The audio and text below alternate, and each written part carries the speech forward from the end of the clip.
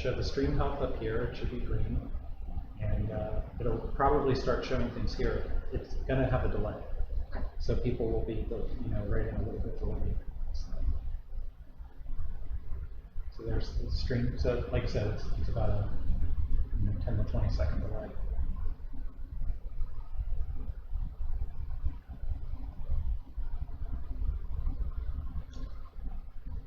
So you can comment back and type, or I can answer live on the video. Okay. We shouldn't have to worry about this because I'm not switching scenes. I only have one camera going. Okay. And it's just going to be pointing in this direction. So, and if we have to, we can adjust it. So, these two cards, yeah, my camera's right. It should show you right here how many people are watching. Okay. So I'm going to go ahead and do a quick intro.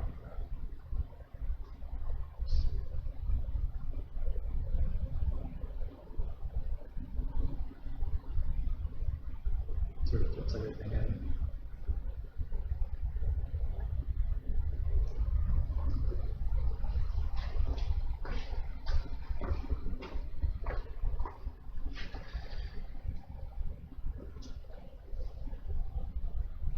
What's that? 2 people watching? All right. Waiting for myself to show up on screen here. Do you mind rotating that just a tad? If that's comfortable. There we go. I can hopefully see when I pop in. You don't have to go that far, just make it straight on. There we go. Well, everyone's going to hear me talking about turning the machine and everything.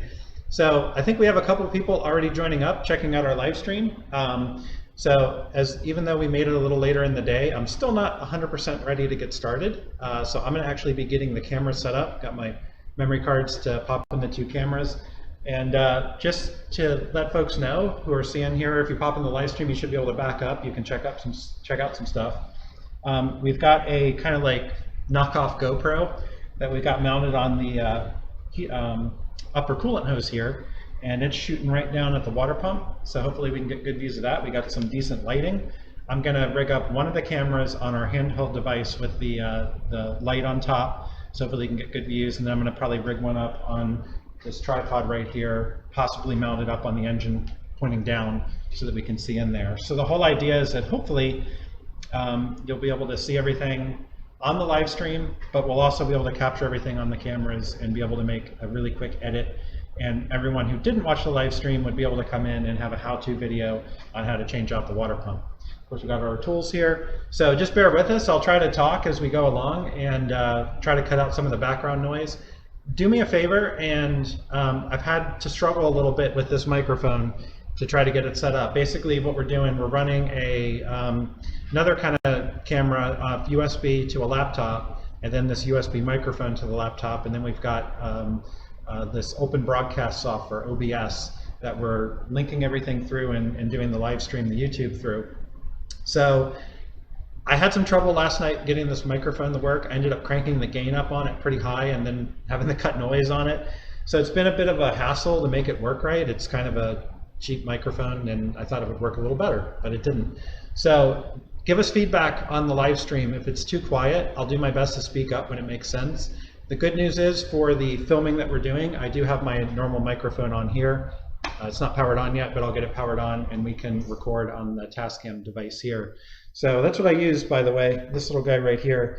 It's not that little, it's a little bulky actually, but it's a Tascam DR05. It's a nice audio recorder, and it allows me to wire in this lavalier microphone and get some better audio in the films that we do. You certainly noticed when I started doing that, because some of the older videos, definitely I was a lot quieter and I'd have to boost the gain because we were using the camera audio. So this has helped. The only downside, of course, is when I'm doing this, if my shirt rubs against it or if I lean down and talk into it, it actually over boosts and it gets really crappy sounding. So that's kind of what we're doing today. I'm going to talk a little bit about how we set up the recording, the tools that we use, and we're going to do the job. So for those of you who are on the live stream, that's kind of what you get to see. It's almost like a behind the scenes also of how we set up and do these videos here. We do have an assistant on the laptop. That's what I'm going to call you today. You're the assistant. So actually you can run the show too. You're the producer. So and also the answerer of the chat window, and you can read off chats as they come up. you know, let me know who the screen name is and just say, hey, so-and-so has said the following. So do we have one? Yes, Greg's Garage One says that it works, so sounds like you heard. Hey, good. Good, because I stayed up trying to get all this technical stuff. We did 1 or 2 other live streams. I did them off my phone and using LTE, and it wasn't the best. So this time we pulled out all the stops, got the laptop Go to OBS working, and tried to hook a microphone up. So good, we're going to do that. So again, you're going to see me kind of coming on and off camera a little bit, getting some of these other cameras set up for filming, and we'll talk a little bit about the tools that we use and how we get things set up, and then we're going to start right into the actual filming. All right, so I can do some of this on camera a little bit, and you can actually adjust that camera if you want to pull it back this way. You can just sort of pivot that. If you grab the arm in the back, it'll actually rotate, and you can kind of come this way just a little bit so I stay on camera. Oh, you can't look there. So I'll tell you what we can do. If you switch tasks, you just go into OBS right here. That's the live view, so you can just go back to YouTube for the chat window stuff. Okay, so if we kind of point that camera, go a little bit further, just, there we go, all right. And now, I might not pick up as well because the microphone's way over here, but we'll do the best we can. So, let me get the light, this.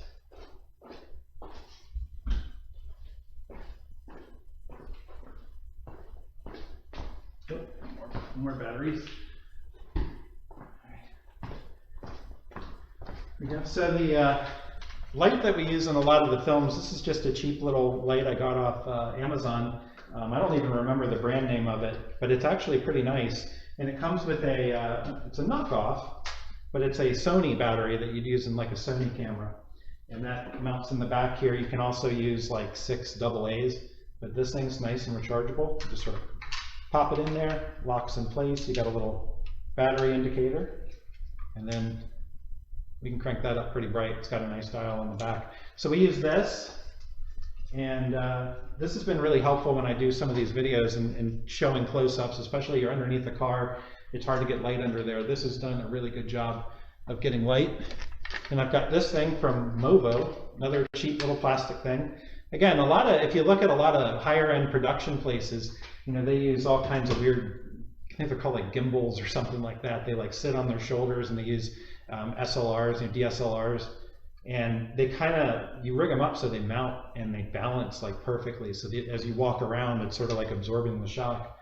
And those are pretty cool, but we haven't gotten that level yet. So, but I got this cool little handheld thing. I can slide the light on it.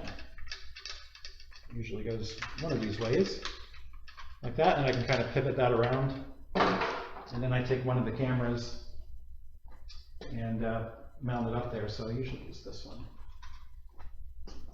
Now, for batteries, these cameras, by the way, these are little Nikon point and shoots. I've got 2 of them. I think I bought both of them as refurbs, so they were like half price when they were out. This one's an L830, and the nice thing about it is it's got a decent lens on it. It's not a DSLR, but it does 1080p, and they're inexpensive, so it's a win-win. And they use standard 4 AA batteries, and to save money on batteries, I went to Amazon, got these Amazon Basics rechargeables, and they last pretty good. And then standard SD cards in them. So this is one reason sometimes filming car stuff's a little bit tough, because you spend a good half hour just getting your cards cleared off and batteries charged and cameras hooked up. So there we go. So this one is essentially ready, so we can power it up and we'll be able to get views down in there as we're doing stuff. And then this one, just have to load a card into.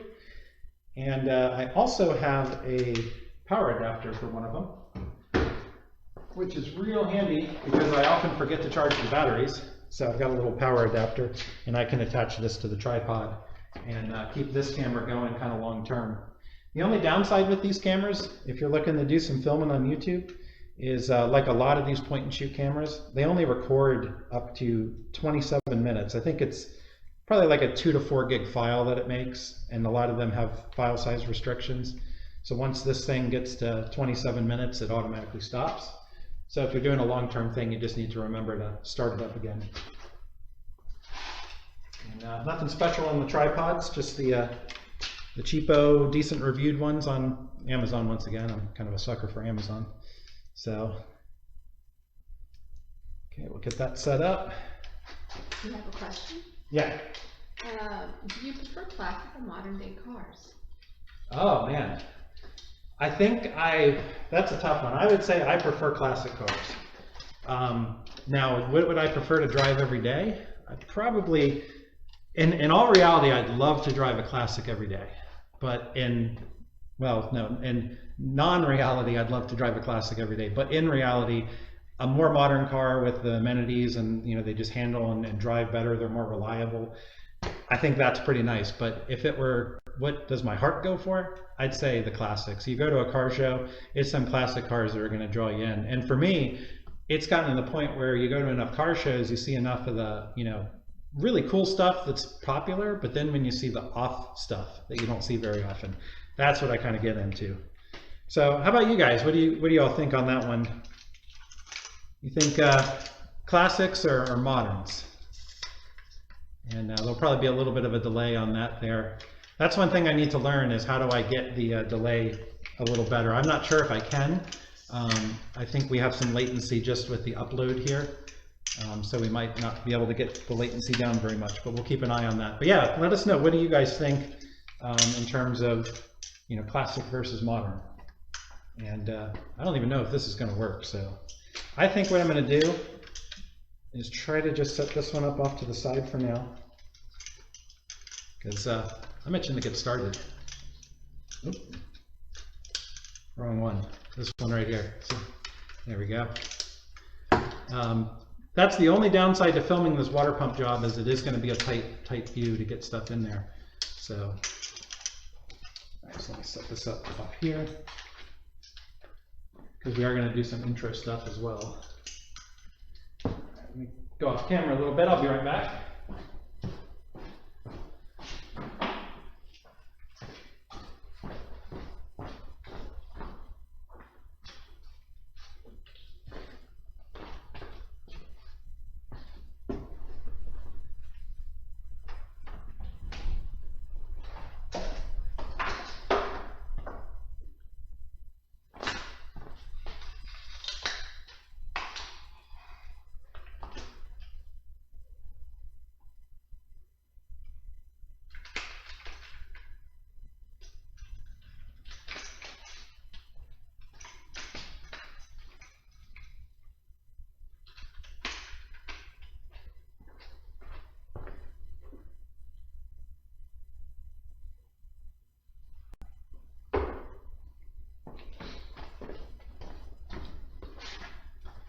All right, I think we're about ready to get started. So I'm gonna go ahead and get this camera turned on. I got the one running over there.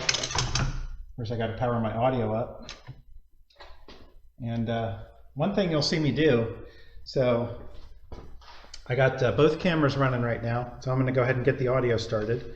So I'm gonna power this up. And then I'm gonna just sort of do some claps basically. And the idea there is that allows me to sync all of the video as we go. Let me turn this one on too. I think I can leave this one just running. All right, that one seems to be recording, hopefully. And so I always like to start off, just make sure I'm not making weird noises on the microphone, and then just test, make sure I'm not peeking out too much. And then I can hit record. Okay, make sure it's counting. All right, we should have audio going, so that's good for when we make our video. And like I said, I like to then kind of clap a little bit and talk loudly near each of the microphones of the camera, because the software will actually take all these video feeds and the audio from them, and it'll automatically sync them together, which is a really cool thing that the software does nowadays. When I used to do earlier videos, I would actually have to line the waveforms up in the software, which was always kind of a pain. So. What's that? Oh, yeah, you want to move it back over? So try to get the engine bay and the toolbox maybe to like where I'm kind of just off frame. So go a little bit further. Switch back to OBS, yeah. We're figuring it out. We ought to get like dual monitors on out here. That would be a pretty good setup. Yeah, that looks good. Perfect. Okay. All right, so we've got our cameras going, so we're going to get started. So one thing you get to see is how many takes I actually need to speak correctly when we're doing it here. One thing about live streaming, there is no takes. So, all right, let me move this out of the way. Let me just check this camera to make sure it's angled okay. Yep, it should be all right. One thing you'll often see, I often get the camera angles wrong and I chop like half my head off in the frame. But this time I think I've got it on that camera. So let's get started. Hey, welcome to Vortex Garage. And for those of you who are on our live stream, we want to thank you again for joining, and for anyone else who joins up as we go along here. For those of you who are not on the live stream and you're watching this recorded, well, this was an item that we decided to do a live stream of and also go ahead and film. So we're going to make a film of this, which we're going to put up on our channel separate from the live stream, with hopefully better viewing angles, better editing, so you can actually see how to do this job. What are we doing today? Well, we're going to be replacing the water pump on this Jeep Grand Cherokee with a 4.7 liter V8. Now, changing a water pump on these is actually pretty simple. Now, I can start off by letting you know one thing. Whether you have the V8 or the 4 liter inline 6, there are differences obviously in the water pump. Different engine, different water pump. In addition to that, there are different fan setups on the WJ. So some of the inline 6s will use a mechanical fan, and I think they also have an electric fan as an auxiliary. And then of course the 4.7 liters, a lot of them use a hydraulic cooling fan, which is kind of a weird thing, which maybe you've never seen before, but it actually is a cooling fan that is run off of the power steering fluid. So it's kind of a neat thing. We should be able to shove a camera down there and show you if you've never seen that. Now that said, we're going to be doing the water pump on the 4.7 liter version, which I think is actually the easier of the two because it has the hydraulic fan. There's no mechanical fan that we have to get off, and there's no pulley on the front of the water pump that we have to take off. So it's nice and easy. And one thing we can show you is that it is possible, even though there's not a lot of room here, we can actually finagle the water pump out of here without removing a lot of stuff. So it should be a pretty simple job. So let's start things off. We're going to show you our tools that we're going to be using. And for those on live stream, I'll try to stand off to the side so I'm not having my back to the camera too much. We'll do the best that we can. And we're going to hopefully make this so I don't have to edit too much video as well. That way I'll get it up sooner. All right, so here are the tools that we have for today. So I've, of course, starting off, got a couple lights here, which we're just going to use mainly to give some illumination for the cameras. We've got a 13mm socket and wrench, and of course a ratchet to go along with the sockets. I've got a standard one, and I've got a deep well. And those are for the bolts on the water pump. I've also got this Allen key ratchet. This is a 8mm, and this is used for the kind of coolant fill plug on the top there. We'll show you where that is. Got a little pair of pliers here because we're going to open the drain plug on the radiator. And then sometimes they're a little tough, so we use that to get started. Of course, we got a torque wrench. We have a breaker bar to get the serpentine belt off. A 1/2-inch ratchet, which you can also use, but there's not a lot of clearance, so I like the breaker bar. Got a couple spare pieces of hose. I like to put these on the drain plug outlet on the radiator because we actually have pretty new coolant in here, so we're going to try to recover that in a clean pan. Got another smaller one in case it fits. The coolant, we've got some Xerox G05, so not necessarily brand specific, but this is what you can buy in the store that's HOAT compliant. You need HOAT compliant coolant on these cars. If not, you can have a lot of corrosion difficulties, and people have actually had their aluminum timing covers eaten away by using the wrong coolant, and then you end up with a real mess. So get this, get the G05, make sure whatever you get, if you go to the dealer and get the Mopar stuff, you want HOAT compliant coolant. All right, and then of course we have our new water pump. Comes with a new O-ring gasket. And of course we've got a pair of gloves if we need them. And well, that's pretty much it. So that's essentially all we're going to need for this job today. All right, we got some comments? Oh, you have a gentleman from Finland who is in a parking lot and just noticed that his water pump is leaking. Oh no. Well, if you're near an auto parts store, depending on what you got, I've had to do those before in a parking lot, and I don't like it. So we feel for you there. So hopefully it's not too bad. Here's the thing though, if it's leaking and your car's gonna overheat, go for the tow if you can. Just so everyone's aware, I actually had to do head gaskets on this Jeep at 135,000 miles, and I don't blame Jeep for it. If you've got a 4.7 liter, these are iron blocks with aluminum heads, so they have different expansion rates when they heat up. And I had a thermostat fail, and it overheated on the ride home, and I figured, okay, I'm cruising on the highway, I'll turn the heat on and I'll coast. And it didn't overheat that bad, but it was enough, and popped the head gaskets about 2 weeks later, and I had to replace those. So I blame myself. These things do not like to overheat. A lot of modern cars don't like to overheat. You can get away with it on some of the older stuff, but with these aluminum heads and iron blocks, you got to take care. Don't take your chances there. You can end up with a bigger job. So we hope you get that fixed up. So, all right. So we're going to get started. It's been a little while since I've done one of these, so I think the first thing we're going to want to do is get the serpentine belt off so we can get to our bolts. So I'll grab this camera here and kind of show you. So our serpentine belt, very simple to remove. And essentially it just sort of wraps around all the pulleys and comes to this tensioner right here. The tensioner has a bolt on it. I think it's a 15 millimeter. And what we're going to do, let me reposition this camera without blocking your view, hopefully. And if you want to switch to OBS, make sure that we don't block views here. This is kind of the perils of everything.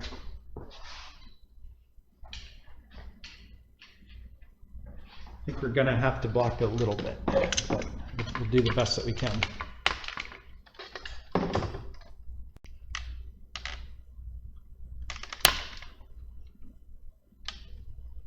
Okay, we can at least see the tensioner in there. So again, I'm going to apologize for the cameras getting in the way, but we are actually doing filming here, and that's to benefit everyone who wants to see this video after the fact with hopefully some better camera views.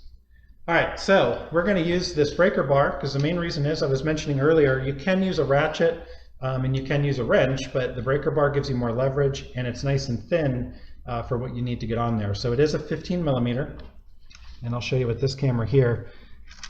There's some of the hoses for the hydraulic fan. Let me try to position this so we can see. So this is also part of the job, by the way, as we end up moving cameras around just to get the right view. So as you can see, I can slip this on pretty easily with the breaker bar, but anything thicker than that, I'd start to run into this hydraulic pipe right here. Okay, so basically to get the tension off, we're going to pull this way, and that's going to pull the tension off. Okay, and try to position this camera. Yeah, this ain't going to work too good one-handed. I'll just move this one out of the way. Okay, so we are going to have to do a little bit of editing. Plus I kick tripods a lot. All right, once we have that, we're just going to go ahead and slide our belt off. And then we can release the tensioner. Pull out our breaker bar. And then just feed the belt out. You don't want to take the whole belt off. You don't necessarily have to. But I'm going to pull it out because I want to inspect it. And I didn't buy one, so I'm hoping I don't need one. This is not that old. But what you want to do to check them out, you want to flip it over and kind of hold it like this and look for dry rotting and cracking. And you know what? We've actually got a little bit. It's not too bad. It's just on the edge of the ribs there. But if it goes much further than that, you're going to want to replace. Same on this side. Flip it over, kind of bend it. Look for tears. Look for fraying. Look for dry rot, things like that. If you need to, this is the time to replace it. As you can see, though, it's a very simple job to pop these off. If this was all you were doing, it's really a 2-minute job to replace this. All right, we're going to set this one aside. It's good enough to keep using for now. Okay, now, before we go too much further, we need to drain our coolant because we're actually at the stage where we can start unbolting our water pump. But before we do that, we're going to need to get the coolant out of the system so we don't drain too much of it all over the place. So first step, I am going to pop off this right here. Let me make sure we can get a view of this on this camera.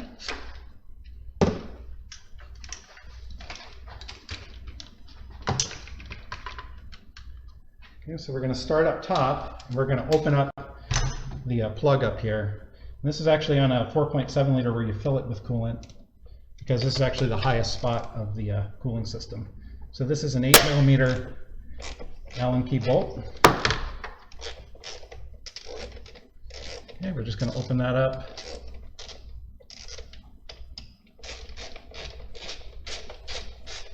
And what that's going to do is kind of open it up so it drains a little faster out of the radiator.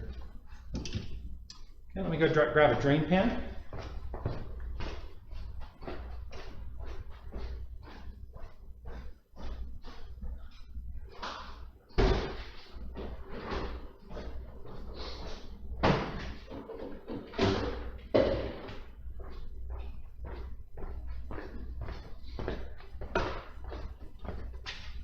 Move this camera back. This will be a pain to edit, I guarantee it. I can already tell. But that's all right, that's fun. All right, so one little tool that we forgot is our drain pan. We are going to try to recapture the coolant. So we've actually got a nice clean drain pan. This one has never been used for oil. It's never been used for anything else. So if you can, keep a separate drain pan just for coolant and keep it nice and clean, because you can actually, if you've got brand new coolant in here, this stuff's not exactly cheap. It's okay to reuse it. Now if the stuff's old and you haven't replaced it in a while, now's the time to put some new stuff in the system.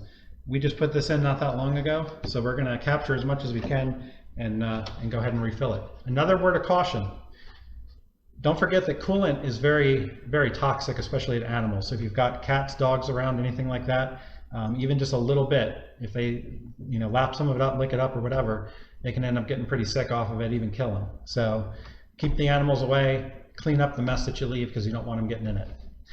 All right, so put this down here. And, let's see.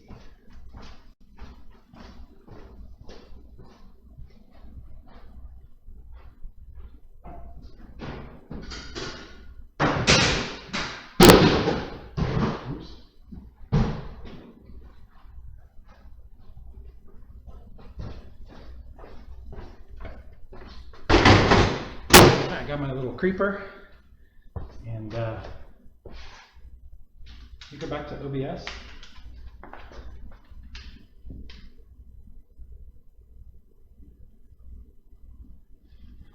There we go. Just have to remember to put that back up.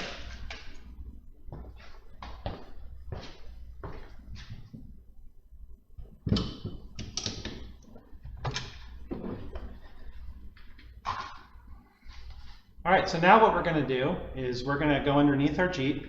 In case the drain plug's kind of tight, we've got a pair of pliers to help it out. We've got some hoses to put on the little outlet of the drain.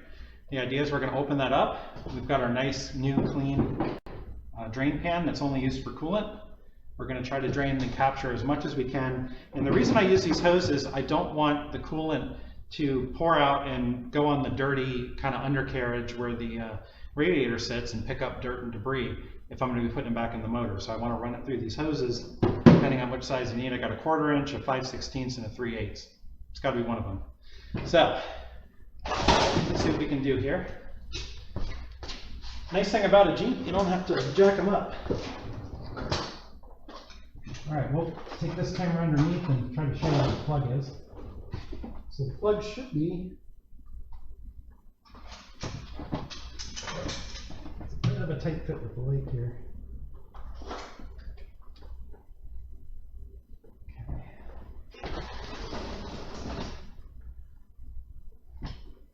All right, hopefully you can see that on this camera.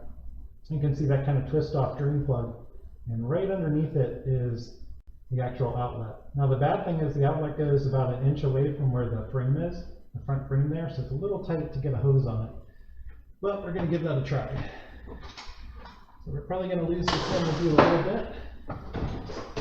Try this one.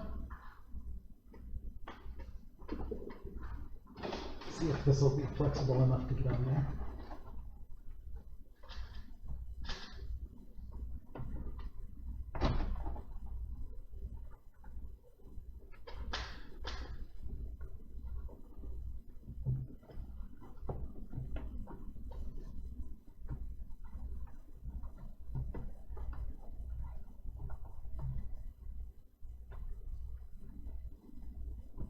think we might have it.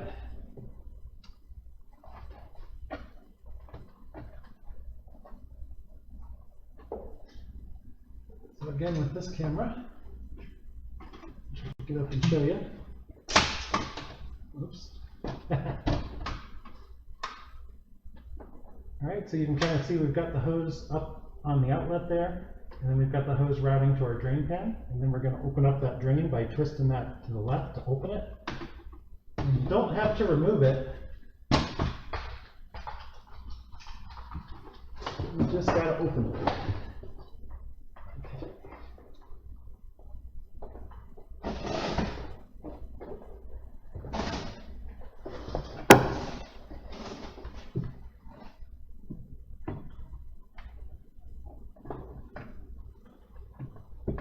If I do this without making a mess, it's going to be awesome, because I never do it without making a mess.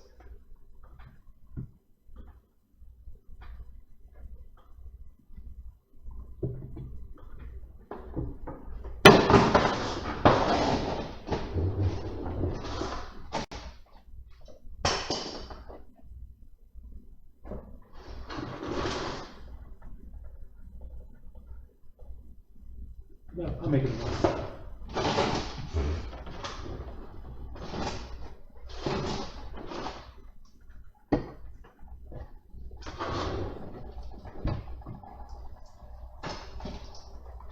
There we go.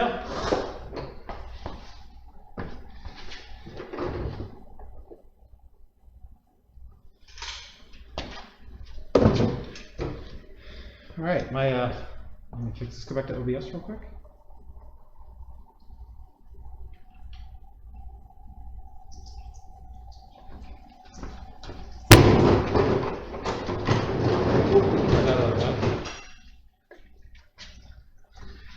Well, as you can see, my drain hose didn't quite work all that well. It's leaking out the side of the drain plug there, but it's capturing it, and it's pretty wiped it down under there. It's pretty clean, so I think we'll be all right. So we're going to let that drain out, and again, we've got some pre-mixed 50-50 that I have left over, and I've got a whole nother gallon of this laying around, so if we need to put new in, we will. All right, that's it for now. I got to let that drain out quite a bit, and then we can get started with pulling the actual water pump off. So I really should have had this drain going. All right, we got a comment? Oh, how many cars do you own? So we own a couple, and then of course we have others that people leave here and we work on for them. So we probably have like at least 6 or 7 that we have videos on that we've done stuff with, maybe a few more. Got some that family has here that we work on, like that 65 Mercury is actually my dad's car. My brother's got a couple things that we work on. I got some things that friends have left. So a lot of different things, but cars that we have, we probably have, well, obviously the Jeep, we have the Marauder, the Mountaineer, we got, you know, and have to do some work on it to finish that transmission on it. That was a good one. We just did a little bit of work for someone and ended up getting that return. That thing needed everything done to it. And we talked on one of our other videos, we have a lot of stuff we haven't edited yet on that Mountaineer. Basically the whole underneath of it, we did all of the suspension work on it, transfer case, drive shafts. We ended up putting a rear diff in it, and I drove it for a couple thousand miles, and then the transmission blew on it. So sometimes even the cars you just get for some labor end up needing a lot. Any other comments while we're letting this drain? Mr. Boots 53. Who? Mr. Boots 53. Ah, Mr. Boots 53, yes. You have a nice garage. Ah, thank you. I appreciate that. So yeah, the shop has definitely allowed us to do a little bit more easier. You know, we've certainly been through all of it, working on gravel, losing bolts in grass, working out, you know, in the heat and everything, and then making it here. It's definitely better in that sense, but it's amazing too what you can do just with a couple tools, a couple hand tools, and a spot of grass to work on. So, all right. Well, the good news is we're not leaking coolant everywhere, and we're capturing it in this clean pan. So that's a positive thing. Any other new comments? We got a little bit of time, so. I did the one gentleman, I wasn't sure if he was referencing, have you done a transfer case swap on that Jeep? Okay. No, this has the NP247 still in it, which has the progressive coupler in it. I know that it depends on what you're asking. If you're asking about have I pulled the transfer case and replaced it with the same one, I've not done that, but we did that on the Mountaineer, and it's actually a very similar job on the Jeep, just a little different how the drive shafts hook up.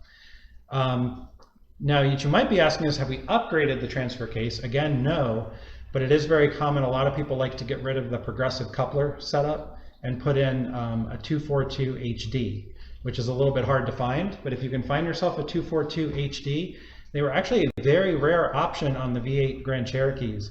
They're the heavy-duty version of the Select Track that comes in the inline 6 versions. The difference is the Select Track, it has a full-time four-wheel drive, kind of like is always on this one, but it also has a part-time four-wheel drive high and a part-time four-wheel drive low. The NP247 only has the full-time high four-wheel drive, which relies on the progressive coupler to engage the front, and the only way to go full part-time four-wheel is to put it in low range. So that's what I have on this one, and I'll be honest with you, it's worked well for what we do with it, especially in snow and stuff like that. The progressive coupler setups work just fine, and if I need to go full-time four-wheel, and if I'm in mud or something like that, I just use low range. But yeah, I've kind of always eyed that 242 HD. That would be a nice setup. Looking to replace my 247 to the 242, but it's a 242 LD. Okay, yeah, the 242 LD are light duty. So the HD is what everyone sort of looks for and pines over, but there's a lot of people who have done a standard 242 swap. And I don't know them offhand, and I don't want to speak out of turn and be incorrect on it, but you can look up the torque values of what the 242 standard will hold. And there's, from what I understand, people running those pretty successfully. I would imagine if you're doing a lot of hardcore rock crawling with really big tires, you're probably going to have some issues. But if you're running, you know, slightly upsized tires and standard axles, I've heard of people running those without too much of a problem. And of course, they run fine in the inline 6 versions. So I don't recall if you need an adapter plate to go from the, because the transmission's different on the V8 versus the inline 6. It's a, what, 5.5R 5S versus the 22RE or something like that. No, that's 22RE is not a Toyota motor. So someone can correct me on the transmission designation of the inline 6 WJs. I'm a little rusty on them, so no pun intended. So that was another question I had one time. Someone asked me if I had ever had to replace the spring perches on this one. Luckily, no, but I didn't realize that was such a problem until I was hanging out on Jeep Forum one day and found a few posts on it. And people in some of the more rusty climates have actually had their spring perches rot out. So it's crazy to see these WJs getting to that point where people are replacing rockers and stuff like that. So check my grips here. All right, doing pretty good. All right. Grab a quick drink here.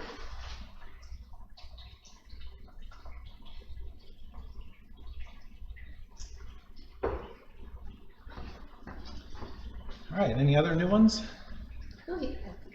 No? Okay, cool. Yeah, feel free to ask away if you're watching, and we'll be getting on the actual wrenching part of this pretty soon. That said, let me stuff these. I mentioned earlier about the cameras. These are almost at the point where they're done.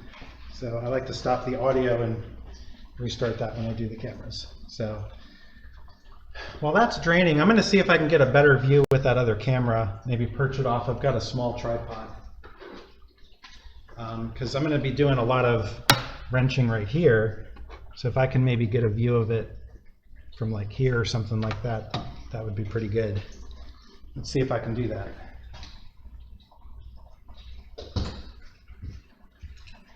And you might be wondering, how far do you have to let this drain? Really, you just need to get it to the point where the water level is below the water pump. And so not too far, but I'm just going to let it go and capture what I need to. We've got a container that we can use to refill it. So. You've got a question in regards to a 4-inch lift on the WJ. Okay. Is that just it? Just I'm looking to deviate. Looking to do a 4-inch. Okay. So my understanding with the WJs is if you do a 2-inch lift with the budget boost, maybe a 2.5 up to a 3, in general, you're not going to have any major difficulties. Once you get to the 4-inch point and anything higher than that, you're going to start to get some more aggressive angles on things and have some issues. Doesn't mean you can't do it, and doesn't mean that you shouldn't do it. It just means there's a couple more things that you're going to want to look at and overcome. First, the driveline angles. So again, the more lift you go, you're lowering your axles, which means your drive shaft angle is going to be more aggressive up to your transfer case. So you can drop the transfer case a little bit to correct that, or you can get a heavy duty axle joint. So check out our drive shaft special. We talked a lot about that, the R-Zeppa joints, which a lot of them have. They're like CVs on either end. Those are going to have more difficulty with a 4-inch lift than a double cardan setup. And again, you'll have to research if you want to switch to a double cardan, what are the part numbers to get to do that. The other issue that you're going to have, and you even have it when you go 2 inches, is your sway bars. I've got in the back, and I can show one time on camera, I built lift blocks basically for the sway bars. Very common thing to do. Just use 2-inch high round stock, or not round stock, square stock, rectangle. And that dropped the mounts for the sway bar down the corresponding height of the lift, because otherwise your sway bar is actually articulated up all the way and it's binding. Same with the front. You can get longer sway bar end lengths or basically make your own with a piece of tube. So when you get past 2 inches, a lot of people drive around and not do that on a 2-inch lift, and they have a little bit of sway bar binding, but it's kind of okay. But it's good to do the sway bar drops. When you get to 4-inch, I think it's pretty much needed, or you need to rethink your sway bar setup. So that's something I'd look at. So sway bars, driveline angles, stuff like that. And also, the final thing is you're kind of getting toward the limits of what you want to do with a short arm setup. Okay, so a short arm setup is referencing the control arms on the axles. Again, we have a video where we replaced our control arms. You can kind of see how they attach if you watch that video. But Jeep uses what's called a short arm design. So that's essentially how long the control arms are. So they're about, imagine them like this. You have your axle drop. The more aggressive that lift, the more aggressive the arc that you're going to have on the drop of your control arms. So through that suspension travel, you're actually going to be changing your front end geometry as it swings. It's also going to affect your ride quality. So a lot of people, when they get to 4 to 6 inches, they start looking at a long arm kit, and that basically has long control arms that mount differently on the frame. You have to kind of rig them up, you got to mount them up, and that gives you a longer swing arc, which in that amount of lift, it doesn't affect that steering geometry and the axle angles as much, and it actually rides better too. So of course, downside there is cost. So cost is definitely a factor. So, but 4-inch lift, definitely been done, but you're going to want to do your research. I'd recommend hopping over to Jeep Forum, do some searches. A lot of people have done them. There's different kits out there. People have what they recommend. There's a lot of vendors who can walk you through that. So certainly possible. You don't necessarily need a long arm kit, but those are some things you're going to want to factor in. So the short arm setup, your sway bars, and your driveline angles are the things I'd be worried about once I get above the 3-inch mark. All right. So we're still draining here, and I said I would get this camera set up. So really good questions, by the way. It's kind of making this a fun job. So I'm not sure if the question is referencing to that particular job or this job that we're doing now, but how long do you think that would take? This job? So if I just came out here and wasn't setting cameras up and hacked through it, this is probably about a half-hour job if you can get through it without any difficulty. Really, if you start this draining as you're gathering tools, come out and just, whack the thing off, then not too bad. So. And just in case I misinterpreted, how long do you think that 4-inch lifting would take? A 4-inch lift would be a little bit longer, definitely. So with a 4-inch lift, you're talking about changing out springs, probably control arms. You're going to have to get an alignment done after the fact. You're going to do front and rear. Really, the Jeeps, luckily, are pretty simple in their suspension setups. While they're not leaf spring setups, they're in their coil springs, they're also not independent suspensions, which have a lot more intricate design to them and CV axles to worry about. So not too bad, but I'd budget, honestly, I would budget a weekend to fight rusty bolts. But if you're lucky, you shouldn't have much problem getting it done in a day. Another question from Anthony Weed is, would you recommend a budget boost for general trailing? Yeah, I think I would. You know, all in all, if you watch some videos of how Jeeps articulate even in stock form, these are pretty decent off-roaders from the factory. You know, if we compared it to the Mountaineer, you know, when I go to jack either one of them up, the Mountaineer has got its wheels off the ground in about 3 or 4 inches. The WJ, even in stock form, you got to jack those things up quite a bit to lift a wheel off. So they're good in terms of articulation just out of the factory. A budget boost setup is going to give you a little bit of extra clearance to run a little bigger tire. And you can watch tons of videos of people running off-road with those and having a pretty good setup. I actually really enjoy a lot of the Motor Trend stuff that they put out, like the Fred Williams Dirt Every Day. He's got a couple of the cheap truck challenges. I think he took a ZJ, and the guy who built the ZJ out with a budget boost and did some off-roading with it, and that thing really held its own alongside some other stuff. So I think that's a good way to get started. And the budget boost is cheap. And what we were talking about earlier with the 4-inch lift, you basically don't open up those cans of worms with a budget boost. You're going about 2 inches. It's a little easier to overcome. You'll probably need longer shocks. But one thing we talked about, you can actually get Wrangler Rubicon takeoffs are a really good alternative when you're running about a 2.5 inch lift. They're a really good size. You can get them cheap on eBay. So that's a little pro tip for you. All right. I think we're good to get started. As I'm talking more, I'm going to take another drink before we get going. All right, so I'm going to leave the drain open, but let me power this camera on. Okay. Got my audio going, got that camera going, and I'm going to get this one going. Just set off to the side in case we need it. All right, so we're still draining out of our radiator a little bit, but we're pretty far gone, so we should be good to go ahead and remove the water pump. Now there is going to be some residual coolant behind it, so we're going to want to move our drain pan so that it's underneath it so we can catch that. So it sounds like our dripping has subsided, so I'm going to pop under there and just tighten that drain plug because I think we're done with it. So.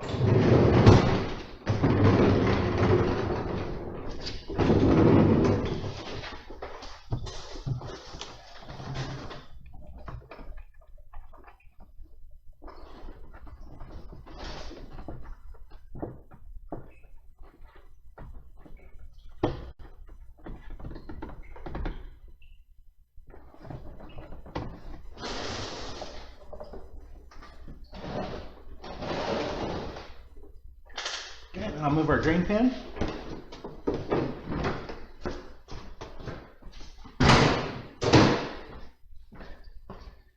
All right, I'm just going to look down, make sure our drain pan's got good coverage of our water pump. We're good to go. All right, now, can you hold this and, since I'm not filming over there, just kind of get me in the frame as I talk from over there. So. All right, so I've gone ahead and closed our drain plug underneath. I've done it by hand, even though we use pliers to open it because they kind of get a little tight. Don't use pliers to tighten it. You can just hand tight it, make sure it's snug. They break pretty easily if you use pliers. All right.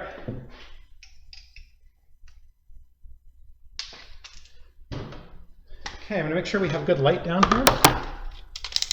So I'm gonna try to get this light in here too, just to help our cameras out a little bit. I'm not sure if it's totally needed.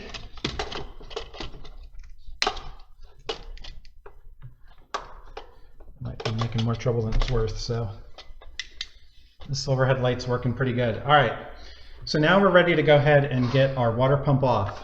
So we've got, just to recap, we've got our serpentine belt off, we've drained our coolant, and now we're free to go ahead and get these bolts off. So we're going to use this 13-inch or 13 millimeter socket.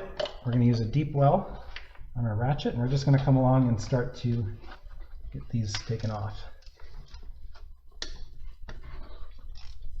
Okay, now one thing we're going to do is as I take these off, and I'm just going to start by loosening them first, because once they get loose, they should almost be hand tight at that point forward.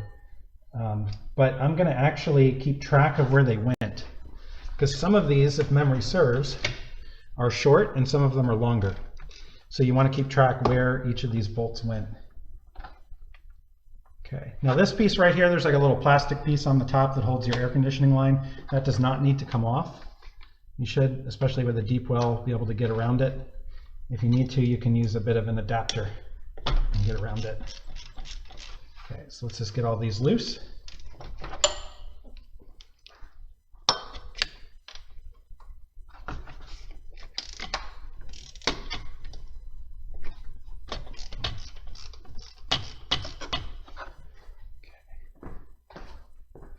Switch to OBS real quick and make sure that we can probably move this in. All right, there we go. Hopefully that's a little bit better view for everyone on the live stream. Okay. This light's just getting in the way.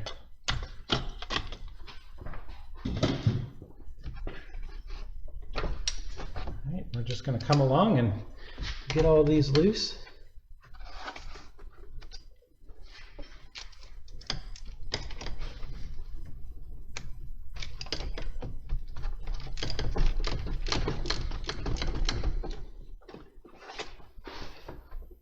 Oh, I totally forgot. And I know there's someone watching on this that probably knows this. You got to remove the tensioner. I totally forgot you got to get the tensioner off. And I hate that because the tensioners on these things are annoying to take off. Well, they're not that bad. But the issue is, let me show you with this camera. So basically you have a little bit tight to see in there.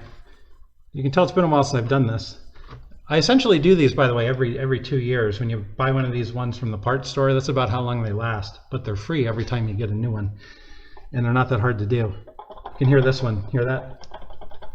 It's got bad bearings. So you can definitely hear when you run it, you'll hear this as it's idling. That's a telltale sign you're going to have a water pump failure. All right, so this is our tensioner right here. This is the bolt to remove it. And this bolt right here is actually behind this idler. So you could probably get that one with a wrench, but there's one behind the idler, like totally underneath it. So you do have to remove the tensioner. So we're going to come in here and get the tensioner removed. And get that out of the way, and then we'll be smooth sailing from there. So I don't remember what size that is, so I might have to update what tools to get. So it looks like it is a 13, hopefully. If things like me, it'll be a 13. I believe it's a 13, so no. Yep, it is. Good deal.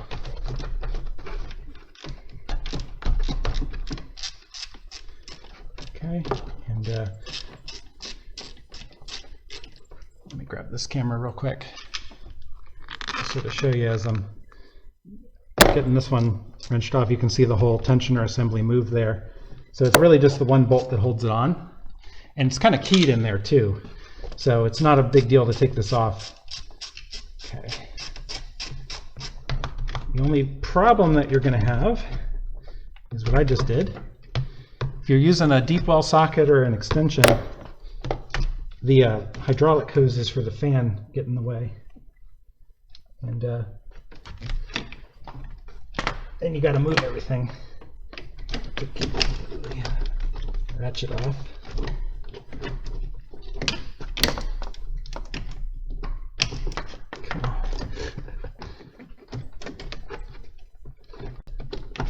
There we go. Got to ratchet out.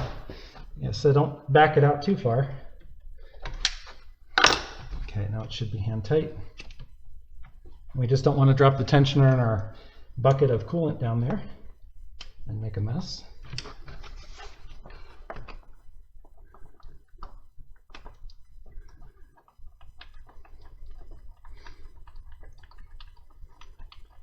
All right, so it's 35 minutes. I said 30, but I forgot about the tensioner.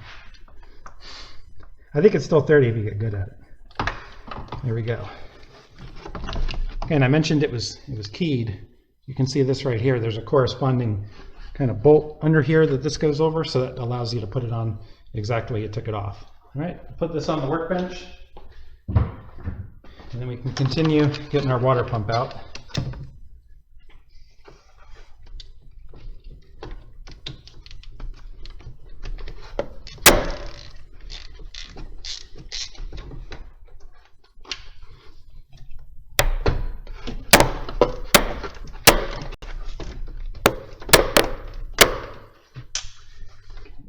on one.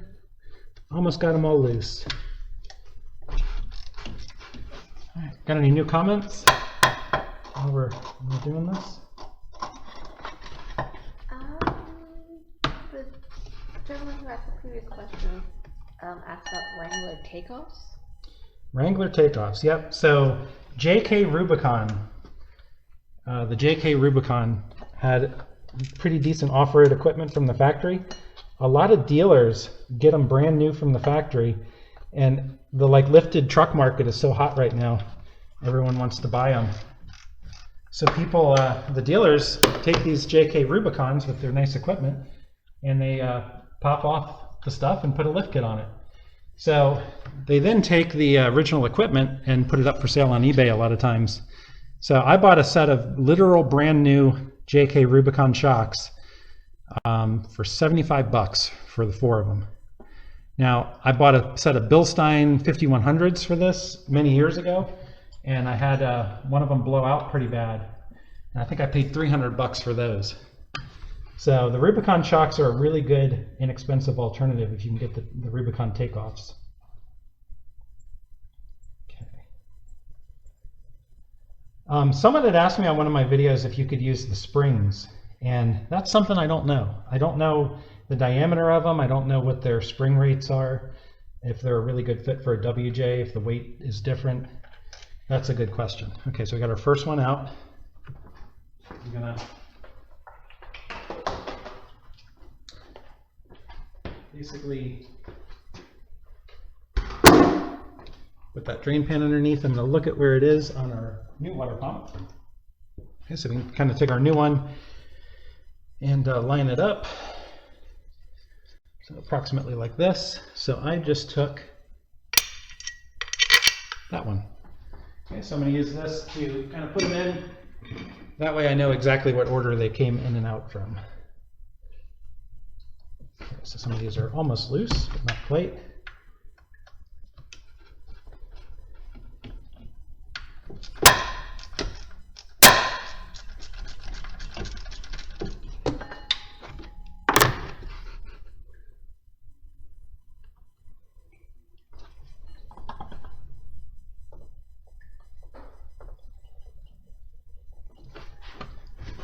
Come on now. There we go.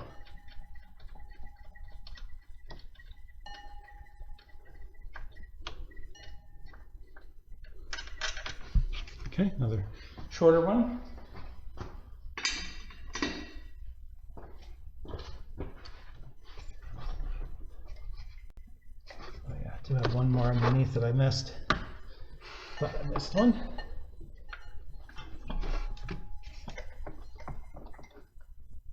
Okay, do it by feel. The nice thing is you got the new one, so you can use that as a reference always.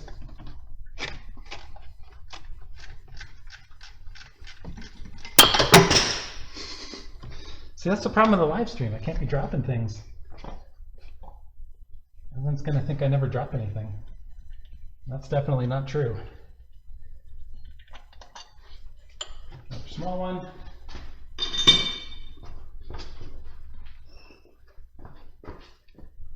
All right, now before we go too much further, and I want to make sure we can see them on this camera. Yeah, you can. These hoses right here have these plastic retainers. I mentioned earlier you don't have to take a lot of stuff up to get the water pump out, but there's not a lot of room. You got to basically wiggle the water pump out this way and then up through here. So you need all the space you can get. So what I like to do is get these plastic clips undone. That way I can pull these hoses out of the way. So I'm just going to use a flat blade screwdriver, which also wasn't on my tool list. I'll have to update that.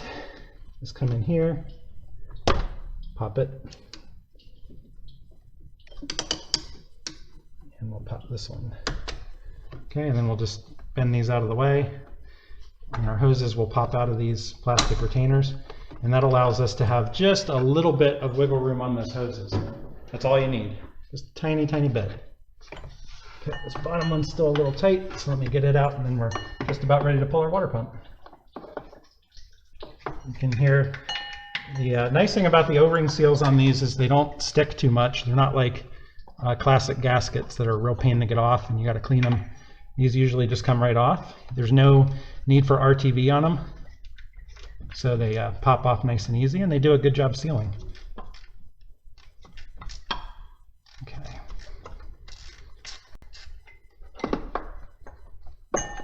Figures that one's going to be a bit tough one.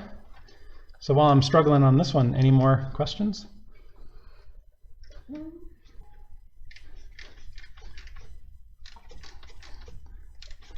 Everyone probably fell asleep. They're like, just get the water pump off already, dude. You said this was quick. So it is quick when no one's watching. There we go. All right, we got the 4 bottom ones, so we only got the top ones to get. They're the easier.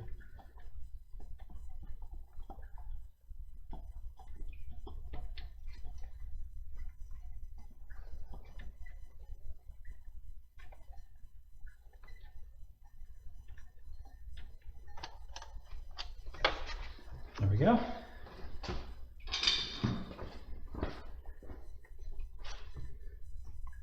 The other thing that makes this go faster is when you get your music playing. You can't do that on YouTube, so.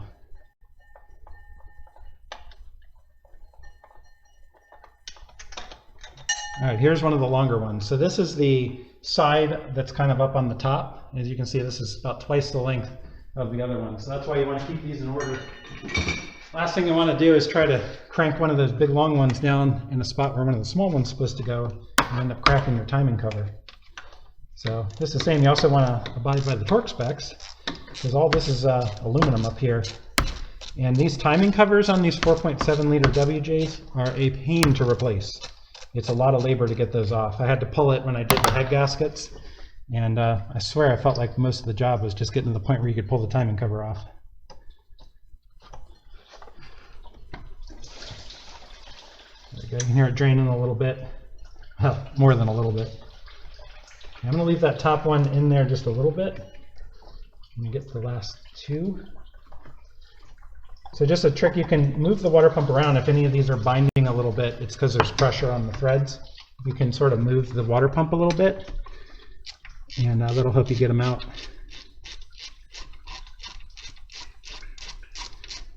Okay.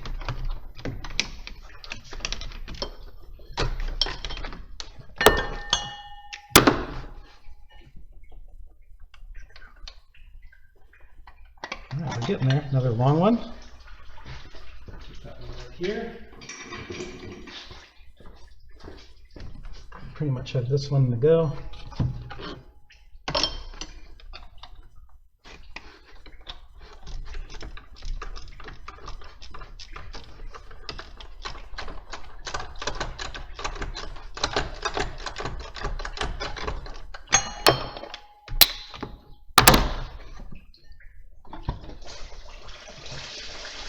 Bring all that water out into your pan.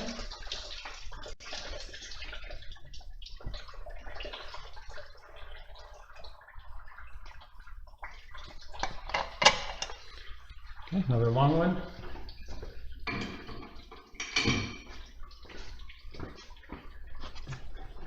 And our last one.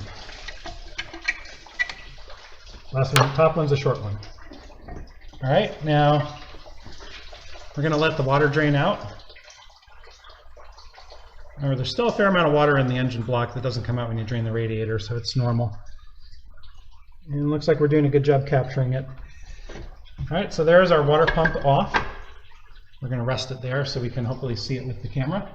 Now what we're going to do is we just need to basically wrestle this water pump to the left to the passenger side and then up and out. And there's no, I can't ever remember exactly how to do it. You just have to finagle it, all right? Just a little finagling, then you got it. So I'll narrate it as I'm doing it. All right, so I'm keeping it currently how it's oriented. Now I'm turning it, the base of it, 90 degrees to that way, the left, I guess. And then I'm taking it down to about where the tensioner goes. And the front, I don't know if you can see with that camera at all. Let me grab that camera. And then my hands are getting a little dirty. So you can see I twisted the base this way, about 90 degrees, and then the nut of the front, or the bolt, for where the pulley screws on. Because we took these out, I have a little bit of leeway. I can move this hose and kind of get it past there. So that's the idea. And hopefully you can see down in here, even if you need to lift it up or kind of come in a little bit. Can you switch to OBS? Let me see if I can get this camera to where people can see. That'd be pretty cool. That's about as high as it'll go. All right, that's about as good as we can do.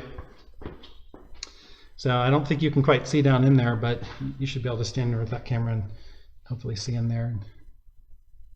Okay. All right, and then we're gonna, like I said, we're gonna finagle it. So then off to the side this way. Twist this if I need to. We're jammed up on this bottom hose on the left. So I need to get around that. So I'm gonna move it. There we go. All right, now all I got to do is get by our air conditioning line without breaking anything. Look at that. Here we go. All right. How's that look on that camera? So, okay. So this is our water pump, plastic impeller. We got a little bit of goo under here, which is no good. So maybe I will put the new coolant in just to do. Here's our old O-ring. And of course, we're going to replace that. It's keyed, so you know where to put the new one. I mentioned the bearings. You hear that? How nasty that sounds, and you shouldn't be able to do that. So this one wasn't leaking yet, but eventually it would have. Eventually the bearings would have got so bad, if it didn't fly apart, it would just start seeping out of the seals and start leaking on you. So that's kind of how these fail. The bearings go bad, or they start to leak, or the O-ring gives way. Usually the O-rings, I've never had a problem with them. I've more had a problem. This is probably the second one where I've had that go bad. So we're gonna go ahead and get our new one put on.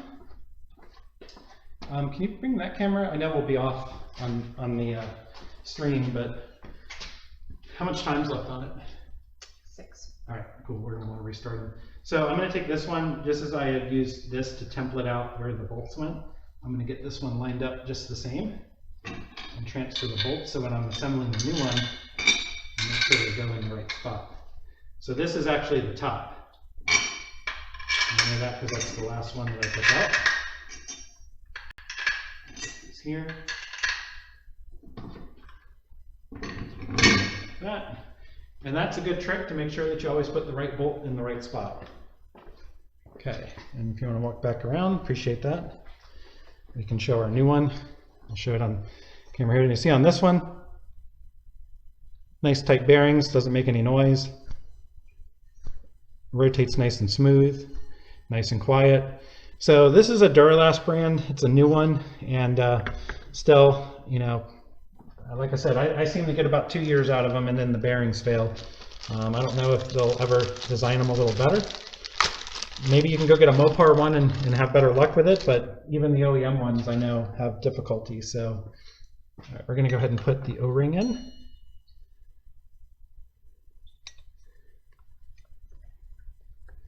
So we're going to put it in with the angled side up, so that way this little piece sits flush here. And then this sealing piece will compress when we put it in. Okay, and then you'll also have this line up right here. So there's really only one way to do it, which is nice. Okay, all right, so there's our O-ring in. Now I'm gonna go clean my hands because I don't want to get too much grease and grime under there. But for now, I'm gonna set this off to the side. Before I go do that, one tip. Go ahead and take a look at your timing cover. Come in here and take a look. And I don't know if this is easy to see on this camera, but basically you're going to see the inverse of what we saw on the back of the water pump. What you're looking for is any signs of damage. And essentially what I mean by damage is something called cavitation. Cavitation is probably the worst thing you can have happen to one of these timing covers, and that's usually when you don't use that HOAT compliant coolant and you end up getting corrosion. It actually eats away the timing cover, and you'll get a hole. It'll eat a little hole like down in the bottom or off on the side. So essentially, as your water pump spins, it just churns the coolant behind it, and it doesn't transmit it through the passages. So some people have overheating and they do everything in the possible, put a new water pump on, don't notice the cavitation, and end up that they needed a timing cover. So it's fixable if that happens, but you don't want to have to do it. Timing covers are a pain. So use that HOAT compliant coolant, and you'll never have a problem. So I know there's some people who say, oh, you can use whatever and they won't have an issue, and that might be the case, but on these 4.7 liters with these aluminum pieces, you got to do what the book says, because there are cases out there of people who have had cavitation happen. All right, so I'm going to stop these cameras, and we're going to reset them. I'm going to just do a quick hand wash so that I'm handling new parts clean. And then we're ready to put the new one on. All right, so as you switch to OBS real quick. I'm going to reposition this camera.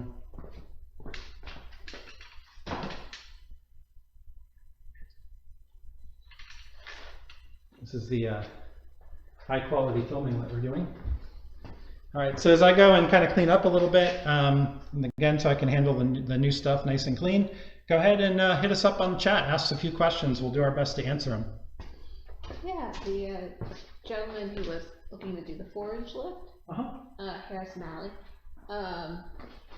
he's saying he's having rub issues with the tires running at 255/70/16. Okay. So that's the reason why he's looking at the 4-inch. He's not sure if the 3-inch will clear the issue of the rubbing, so that's why he's looking at the 4. Gotcha, gotcha. I'll tell you what, switch to OBS. And, oh, he also mentions that he's looking at the frame stiffener modifications they have now for the JW. Okay.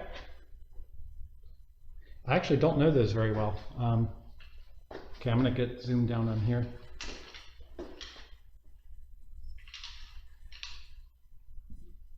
All right, so you're talking about tires clearing. So I've got a 2-inch budget boost set up. Actually, it might be a 2.5-inch by the looks of those pucks. And I am running 265/70 R16s. And I think these are essentially 31s. When you do the math, you type them into a tire calculator, it'll give you the total diameter. You might see my wheel well change its angle right here. I did have to trim the bumpers to clear. Basically on full lock, I was getting usually on reverse, I was getting some rubbing right here. On articulation, I might still get a little bit of rubbing. Also, I ran different wheels. I ran the what are they, the steel wheels, that they have a slightly different offset, so it pushes the tire out a little further. The rubbing is more pronounced with those. On stock rims, I don't really have much rubbing, and with this little bit of clearancing right here, that solved it. I did have to trim away the inner fender liner and zip tie it out of the way, and I actually put longer bolts for the fog light, and I put spacers in between because the power plug for the fog light was very close to the tire, and that gave me about another 3/4 of an inch. That's a little harder. I'll have to get a camera and show that as a separate video. But I can talk a little bit about things that I did to clearance a little bit, and since I've done that, probably 7 years ago, I've had no rubbing issues with these particular tires. So hopefully that's helpful for you.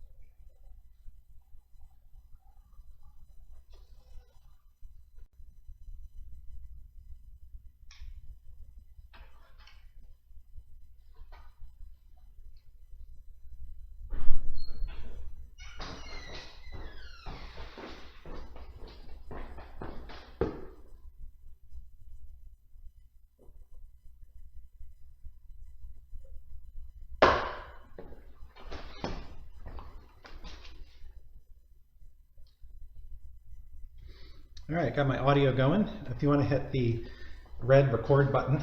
This is gone through. Turned off? Turn off the red. Yes, so go ahead and turn it on. And then just hit the red button on the top corner. And it'll go to like a widescreen mode and it'll start counting down. Is it good? Counting down? Yeah. Okay. 7. All right, good. Do my clapping so I can get things going. Let me check this little GoPro camera here. It should still, yeah, it's still recording. I'm going to stop it. I don't know how long this one records.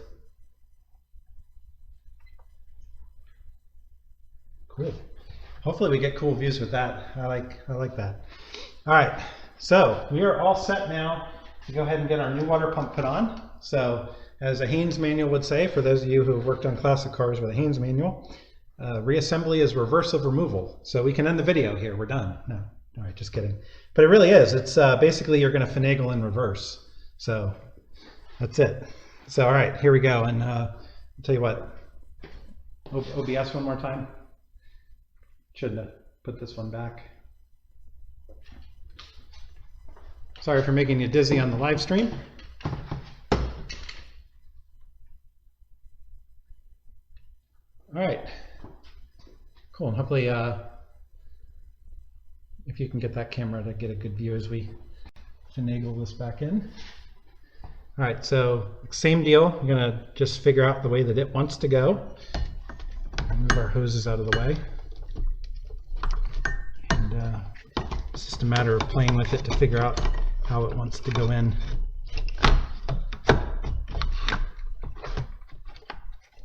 Nope, not like that. All right.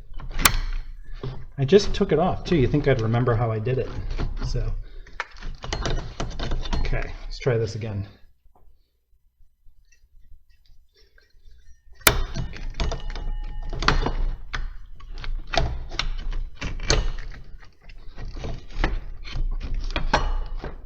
Go. Get that drop down in. All right, just like that. So we're back down here. Now we just need to get it past those 2 hydraulic hoses.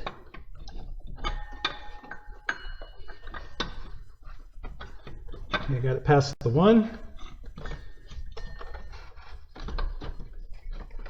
Push the other one, got it past the second, so we're home free. All the while, you do want to be careful that you don't damage that O-ring. So although it looks like we're wrestling this thing in here, we're doing our best to not push it too hard and wrestle it in. All right, so our weep hole should be on the bottom, so that should be the bottom. So we just turn this.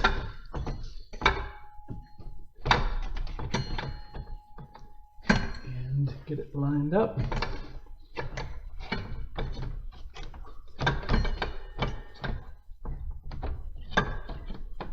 One second, let me just double check this one. All right. Always use your old one for reference when you get confused.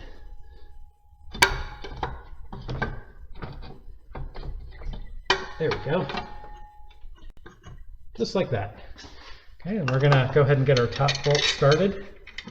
And then we'll make sure that we do have this correct and that all the bolt holes are gonna line up. Now, one thing to remember, we're threading into aluminum, so you could put a little anti-seize on these, but the big thing that you want to look for is that you're not cross-threading. So they should all go in finger tight, and if they're not, you need to figure out why. Because you don't want to be having to retap one of these holes in this timing cover.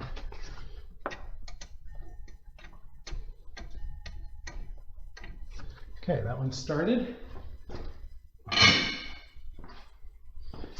Our first long one, which goes right here, and this will help get our water pump aligned once we get it started.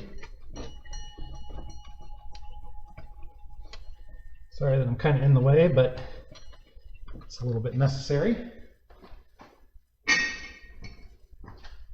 Next long one, I'm just going to go around.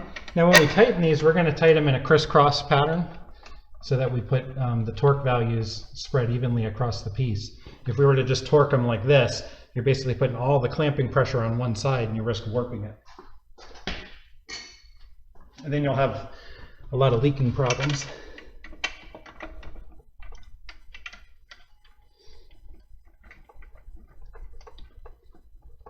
Okay, get this one started. And see, I'm just doing all these hand tight right now.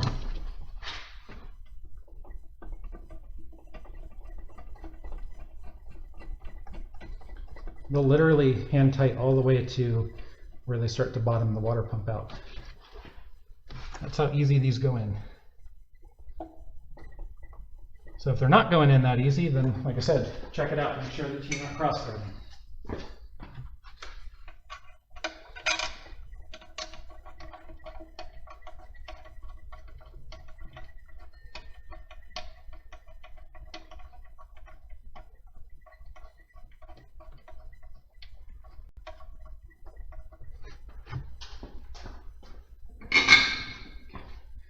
Start back at the top, get this long one in.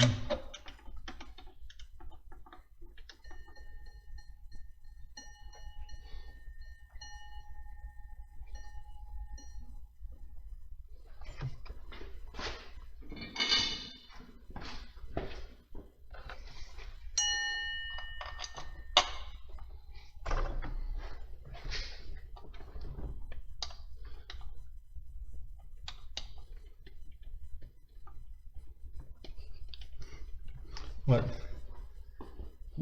You can read the bad comments too. I read all comments.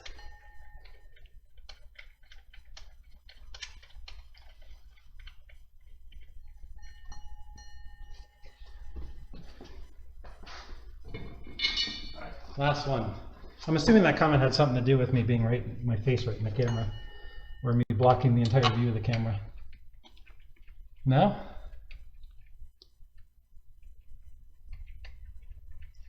You had one from a gentleman who said if you're ever in PA, he would offer you pizza and beer to help.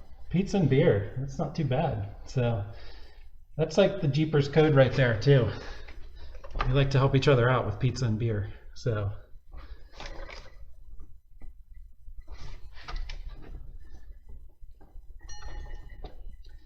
you need a Carlisle for Jeep. So if you're in PA, I'm sure you know the Carlisle events.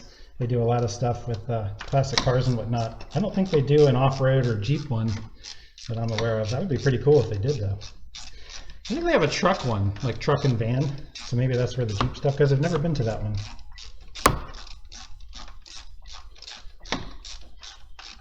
Your dad's wondering why it's taking you so long. Oh, wow. His was probably faster, so. It's because he was helping. So. That's the kind of encouragement I need, the go faster, so.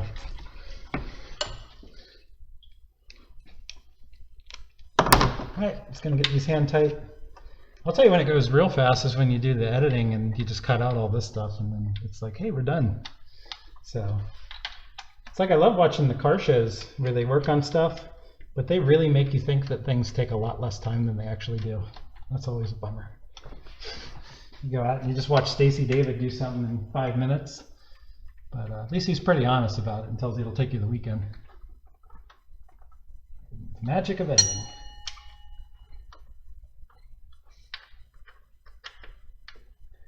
All right, these are all hand tight.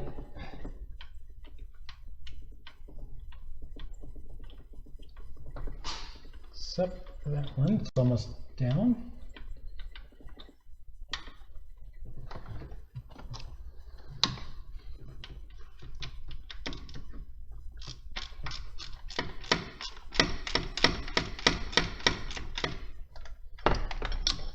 That should be about it. All right, now we're ready to torque them down. All right, so this will have to be edited in the video. So we got our torque wrench. We got a 3/8 torque wrench, and we're going to set this to 40 foot-pounds, which is apparently the specifications for the water pump. All right, now again, as mentioned earlier, we're not just going to go around and do a circle with this. We're going to kind of do a crisscross pattern. So I think we're going to start on this one, is what the book says. I believe this on the left, kind of top center, is number 1. And then we're going to go down to this lower side one on the right as number 2. And then we're going to go like that, boom, counterclockwise. We're going to crisscross our way around, and then eventually we'll have them all done. And then, because I like to double check things, we'll go around it one more time, make sure everything's tight. Now the book does not call for doing torquing in sequence, not sequence, but like stages. Sometimes you have to do that, like for head bolts often. You'll torque to 20 foot-pounds and then 40 and then 80 or something like that. This just says go to 40, so that's what we're going to do. We don't get a lot of throw on these, so you're going to want to make sure these are tight a lot, as finger tight as you can get them, or put a little extension on it. Let's see if I go. I'm going to go get a little more.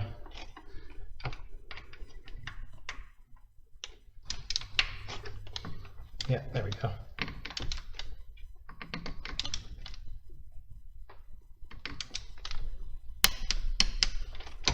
Okay, that's one. So we're going to do this one.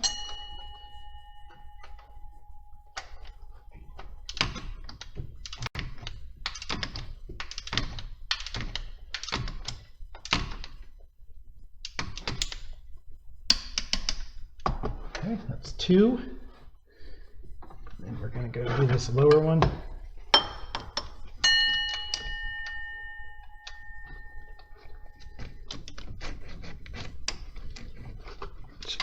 Take it on. Some of the bottom ones are a little tougher with the torque wrench to kind of get lined up on, where you can get a good reach with the torque wrench. You know, see, like that, just kind of hung up there, so probably better off coming through the bottom here. Behind the air conditioning hose. You can also try a couple different adapters and try the short instead of the deep one, and that sometimes gets you what you need. There we go. The big thing you want to be careful of is that you don't hang yourself up somewhere with your torque wrench and it affects your reading. You know, like when I go through this little piece right here, you can feel it drag a little bit, so I could end up maybe putting a little more pressure on the torque wrench than I meant to.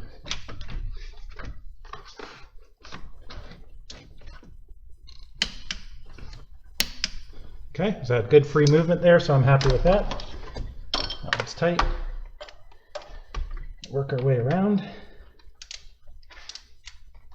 This is where the part of a job too, when you start to wonder what you forgot.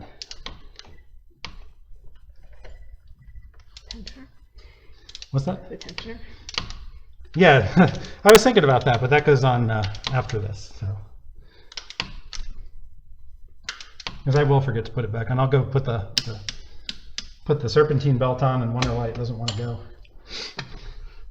All right. So now we're actually going to go down to this bottom one because we're ready to clock around a little bit.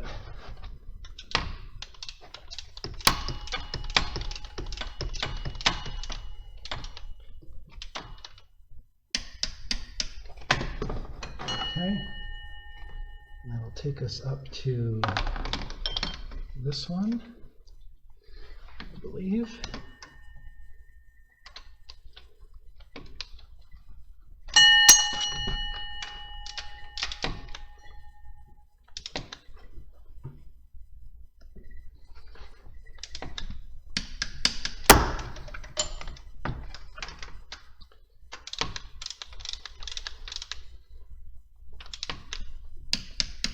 All right, I think that's all of them, but to be sure, I'm going to go around and just verify tightness on all of them and just take a quick look and make sure, kind of count as I go along. Count as I go, make sure I got them all. Okay, that one's good. And since I'm not tightening these any further, I don't really have to worry about doing the crosshatch pattern. I'm just going to go around. See, I missed one. I skipped one. I thought I only counted 7 or however many there are, so.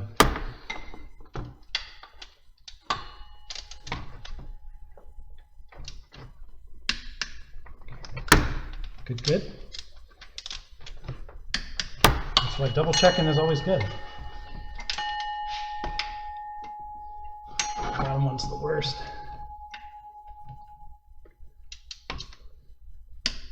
Okay, good.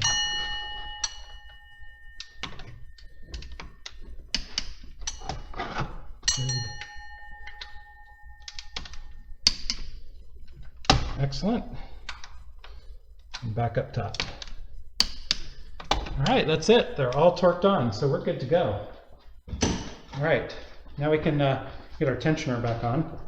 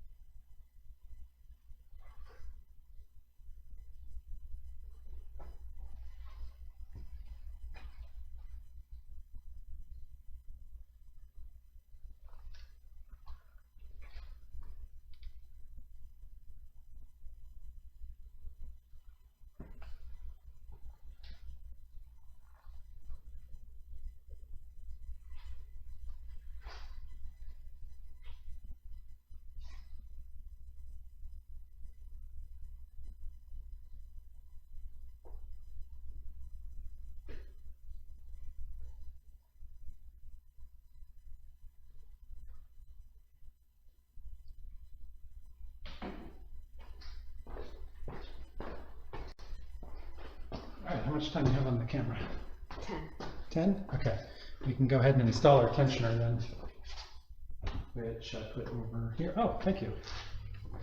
All right, so we're ready to go ahead and put our tensioner on. Remember, we've got this nice keyed area, so that makes it easy. We'll reverse finagle this under here. Put our bolt in there so we don't lose it.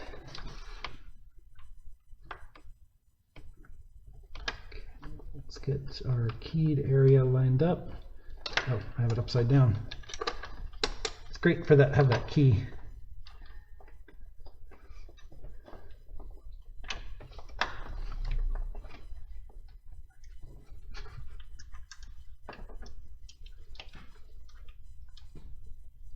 Okay, go ahead and get this started hand tight.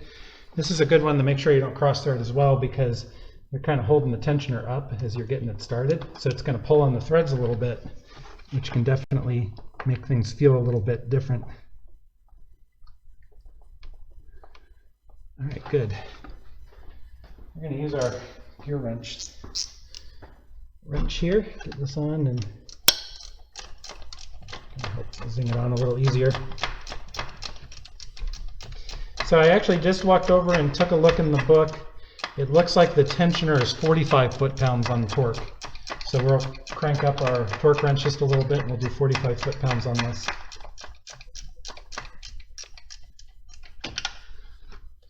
Okay.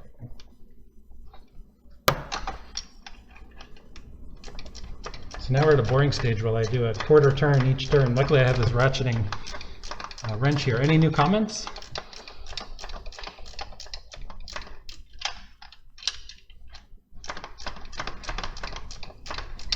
You're good. I'm going to cut this bit out anyway. No one wants to watch this spin 300 times. Except those on live streams. They have to. All right, almost home.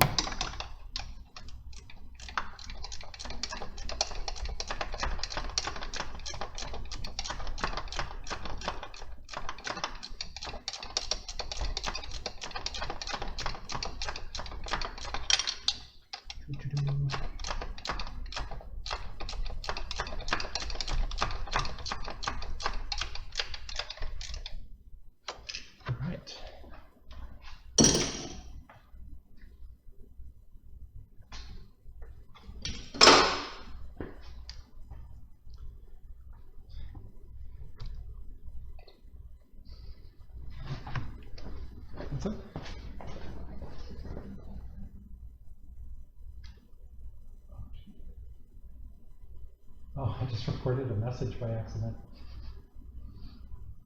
I wonder if I could, I don't know how I did that, so.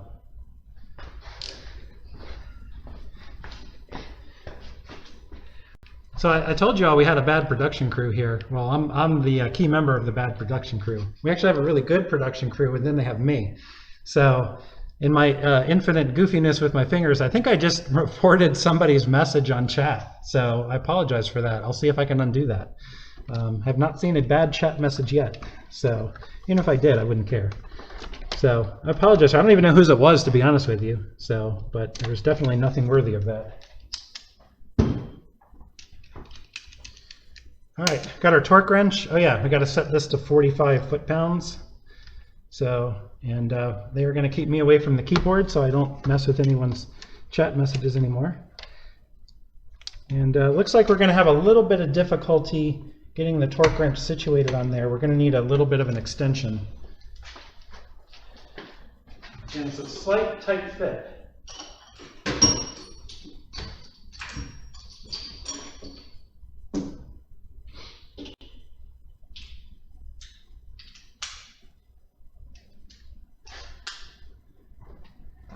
Right, so stacked a couple adapters on it that pushes it out without doing the full. I think if I did one of the standard size extensions, I'd have trouble hitting those hydraulic hoses. But looks like I'm still going to have a little bit of difficulty even with this combo. I'm hitting this one hydraulic pipe. So it's going to be tight. There we go. I'm on it now. Oh, and I managed to flip my switch on that.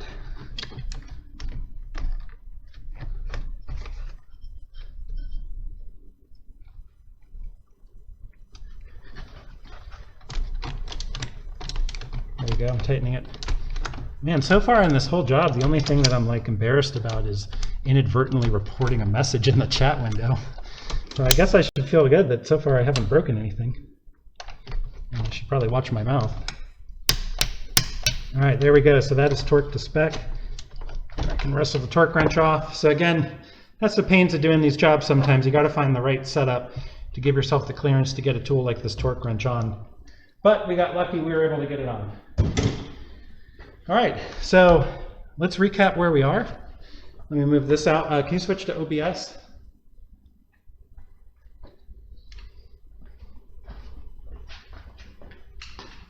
Move this back.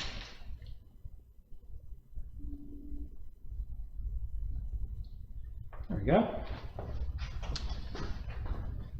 right, I got 4 minutes on these cams here, so if you want to just hold that one, I'll talk briefly.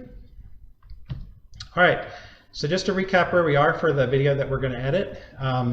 We've got our water pump on. We've got everything torqued down the right sequence, and it's torqued to 40 foot-pounds. We've got our tensioner reinstalled, and we've got that torqued to 45 foot-pounds. So at this stage, we're ready to go ahead and get our serpentine pelt put back on, and then we can recover our coolant and go ahead and refill the system and check for leaks. So remember, we've already tightened our drain plug on the radiator, and I did mention, do that by hand, don't use your pliers on that. I have broken one of those before. So learn from my mistakes, don't use pliers on that. Just hand tight, snug it up, let the O-ring do its job. All right, what I will do is our hydraulic hoses, we don't really need these out of the way anymore. So I'm just gonna push these retainers back in, make sure they're in the right spot. And that one's not wanting to go back in just yet. There it goes. All right, so that way we've got everything put back the way it belongs. So let's go ahead and route our serpentine belt. So if you've never routed one of these too often, there's, well, 2 things you can do. First of all, you're gonna have a belt routing sticker most likely on your car. It's gonna tell you exactly how to route it. If for some reason this is missing or the car doesn't have it, you can usually figure it out. Well, first of all, you can go online and find images of it. But generally speaking, just take a look at the pulleys and you can usually figure it out. Any pulley that's ribbed, that means the rib side of the belt goes on that pulley. A smooth pulley, or an idler with a smooth surface, usually has the back side of the belt running against it. So that'll give you a hint on exactly how to route these. And generally speaking, it's a spot where you can get them on without removing anything, unless the manufacturer really hates you, like Ford on that Mountaineer, in which case it's just a total pain to get it around the mechanical fan. So we're going to get it on the crank pulley first.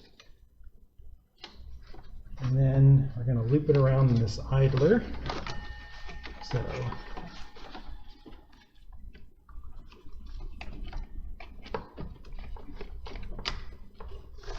and then we're going to go down and around our tensioner. And we're going to go up over here. And then we go down around our water pump.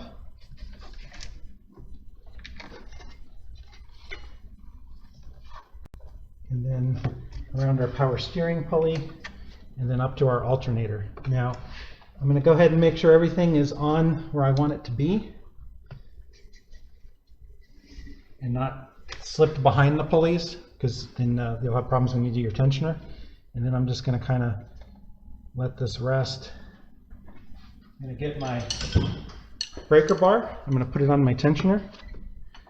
And I'm going to get ready to release or pull the tension back. Okay, so I'm going to pull this belt up. Again, I'm going to double check. Looks like I slipped off my pulley back here a little bit. So I'm going to make sure that that's on. Make sure I'm on my crank pulley. Yeah, I was off the crank pulley a little bit. All right, so everything's looking good, but as you can see, there's no way I could pull this over the alternator pulley there. So what I need to do is pull my tensioner forward. Ah, crap. Sorry, these are tough. I'm going to go in this way, make sure I get full swing. All right, so I'm going to pull the tensioner this way, and that's going to give me hopefully enough to get it on. And if it's not, I'm going to hit that. So, all right, let me rethink how I want to do this. We'll go in this way. So again, these hydraulic hoses just love to get in the way of everything.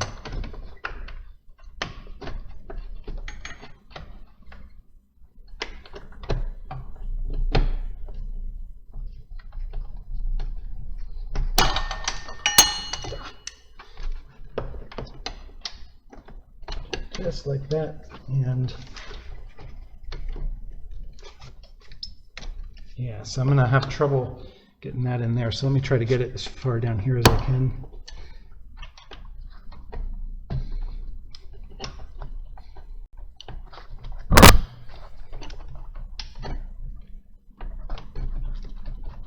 All right, there we go. That'll give me as much pull on the tensioner as I can to give me clearance. Now it's a definite tight fit, so just let me double check, make sure I'm not doubled up somewhere. Off my crank pulley again. That's going to give me valuable centimeters. All right, so we're going to go ahead and pull our tensioner, and then we're going to pull our belt. Now granted, getting it onto the smaller pulley is actually a little tougher a lot of times. So what we can do is we'll come off the air conditioning pulley. Let me try that. Okay, we'll get it on there. This should be like the easy part. This will take the longest for me. And there we go.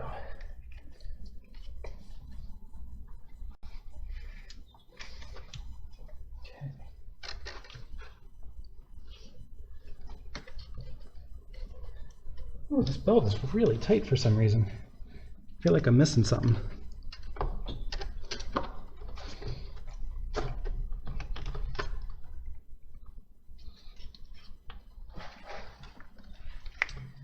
What am I missing?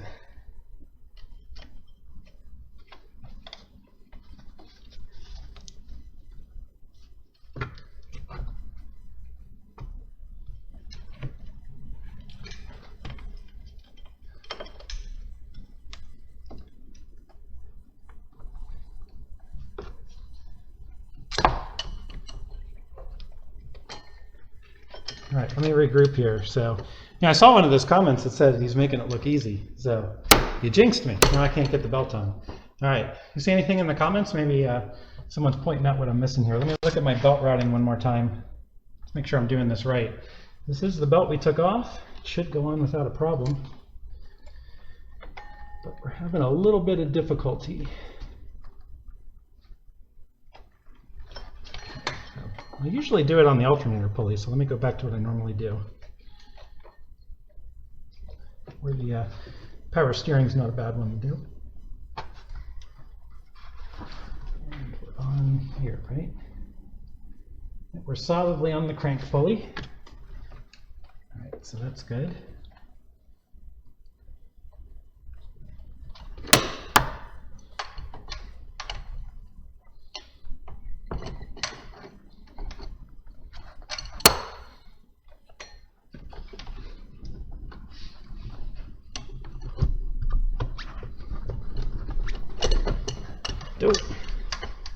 Get on our tensioner again.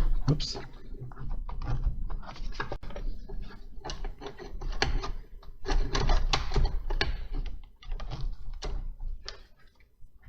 I don't think that's going to give me enough pull. There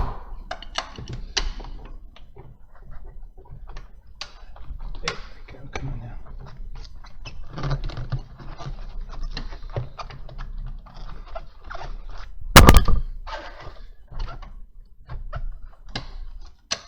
All right, that's going to be a pain.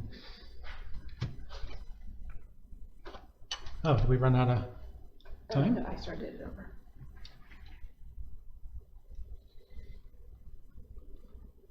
All right, we're not missing much, so. All right, let me start over. Can you stop that one and start? Just hit the red button.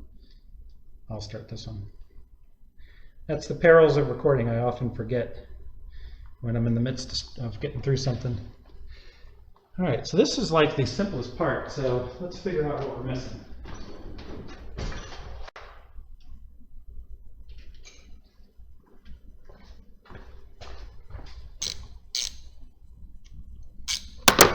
Let's try just using a wrench on our tensioner to give us a little more clearance.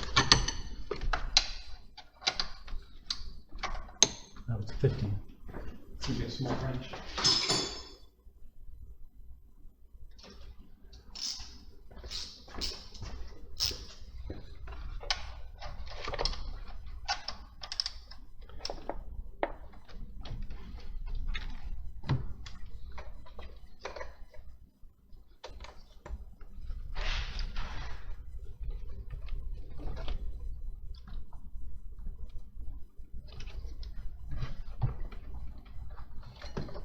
That is our tensioner at the end of its reach.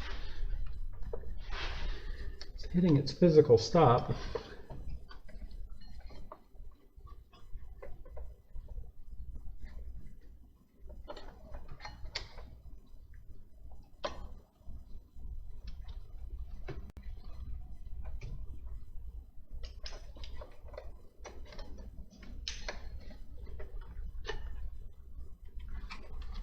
Look at how close we are. It's just not wanting to get over that.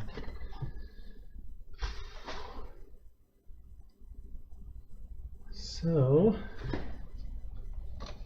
what I'll do, I'll do this.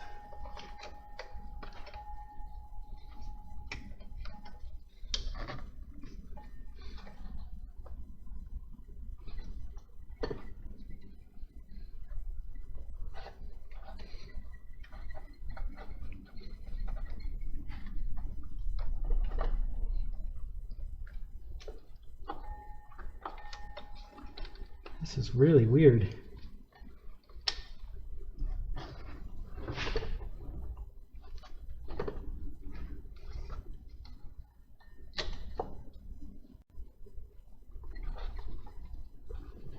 I don't remember this belt being this tight, and they shouldn't be. They really should slide right on. So, okay. This one's fighting. I was waiting for it. It knew we were live streaming, so it had to do something goofy. But that's all right. Hopefully I'm just missing the obvious. So if anyone sees anything, feel free to let me know.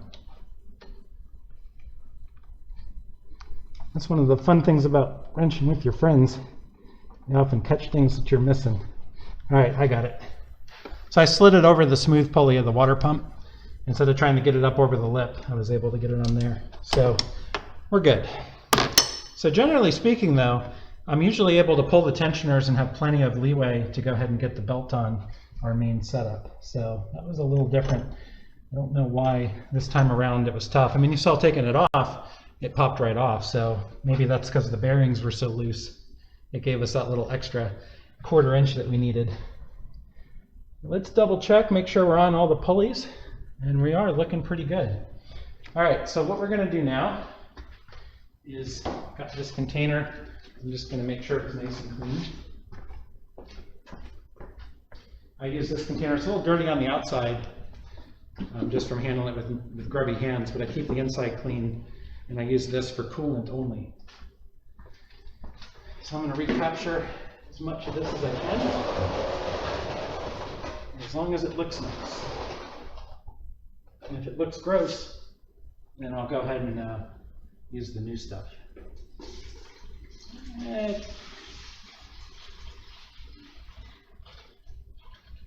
there's some dirt in it.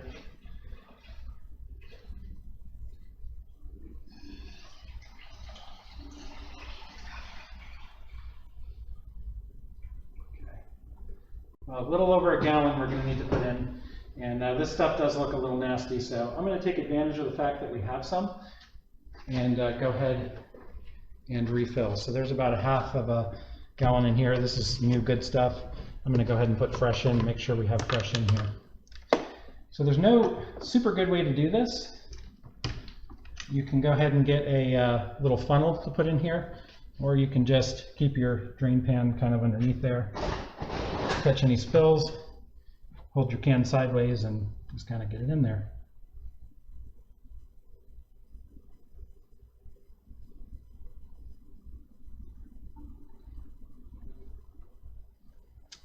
That said, you can fill your radiator here, so we'll go ahead and at least fill the radiator this way through the cap, but you're going to want to actually fill the last bit through that hole there, because again, that's the highest point of your cooling system.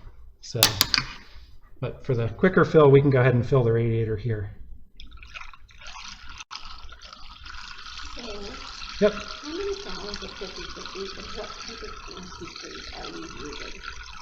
So it looks like we're going to need a little over a gallon is what came out. So if you can put some of it back, then you're in good shape. I think if you're doing a full flush, the manual does have the capacities, and I just don't remember them offhand, but I want to say I usually buy 2 gallons of straight, and then I usually get distilled or deionized water gallons, and I make 4 gallons in total, and I always have spare. So I want to say you're probably going to use at least 3.5 gallons of mix to fill a system from scratch. In this particular case, just doing the water pump, looks like we're going to need just over a gallon.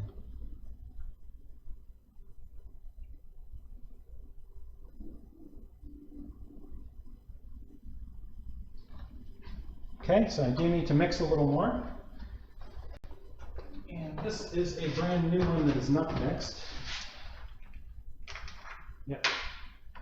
So as you can see that this G05, this is actually the non-mixed stuff. Now I was going to do a video one time, and I may still do it, talking about making your own versus buying the stuff. It is convenient to buy the premix, but generally speaking, the premix is like $12.99 a gallon or $11.99 a gallon, and then the full test is $13.99. So if you go to the store and buy a gallon of deionized water or something like that, that stuff, maybe $1 or $2 a gallon, you can make 4 gallons of this stuff for almost 40% less than buying 4 gallons of the mix. So it's up to you if you want to bother going to another store and get stuff, but you can make your own, and it is cheaper. And that's one reason a lot of us work on our cars. It's cheaper to maintain them. So that's a good cost-cutting measure. All right.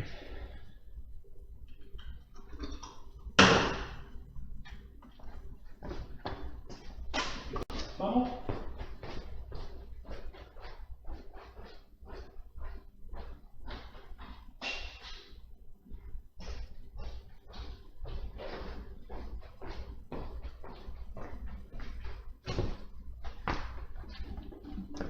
All right, so these bottles have a little line on the end of them. So what I'm going to do is fill this one up halfway, which is going to be the 2-quart mark, which will be right there. And then that way I'll have both of these half full with the full test. Then all I need to do is fill them up to the gallon mark with water, and I'll have 2 50/50 gallons.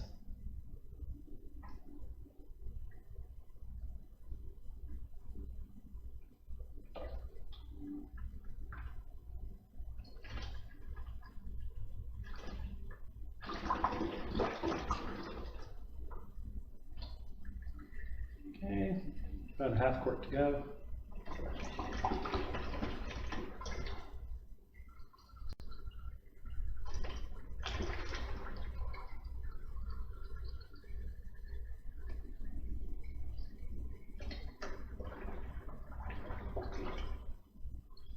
There we go. So I've got 2 equal halves pretty much. Now all I got to do is get a gallon of water and fill that up. and I'll have 2 full gallons there. So let me go ahead and fetch some water.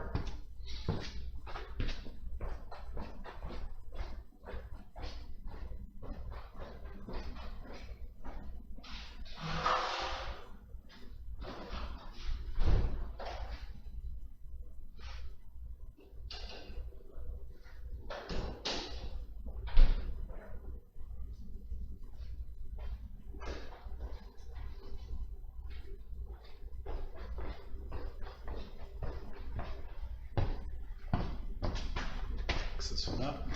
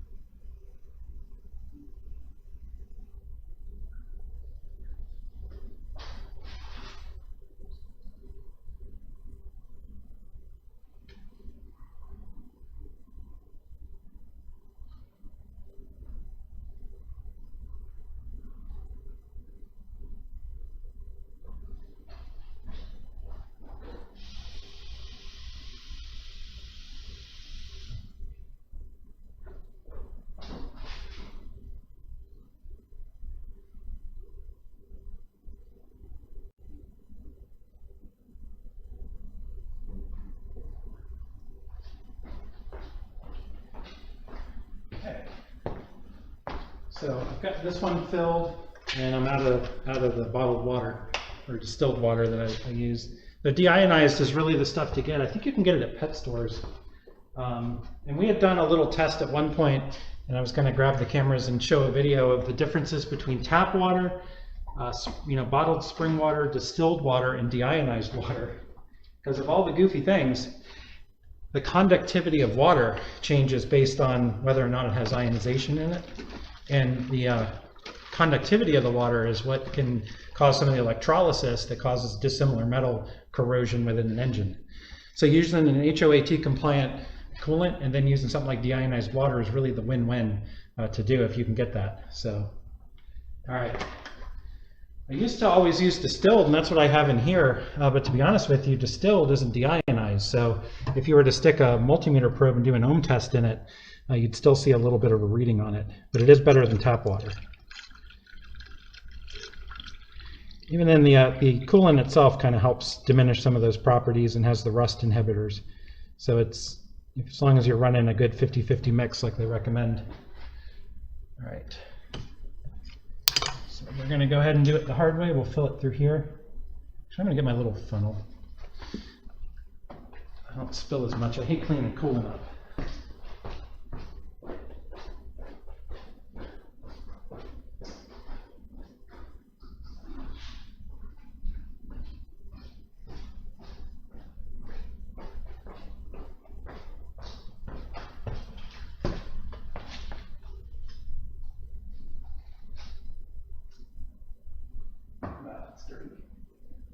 All right, we'll do it the hard way. I had this cool thought that I would be doing go for the world record of water pump change time on a WJ, but not today. Between getting the camera set up and wrestling with that serpentine belt, I just got to stop talking and pour carefully. Obviously, the more you can pour through the radiator, the better off you'll be.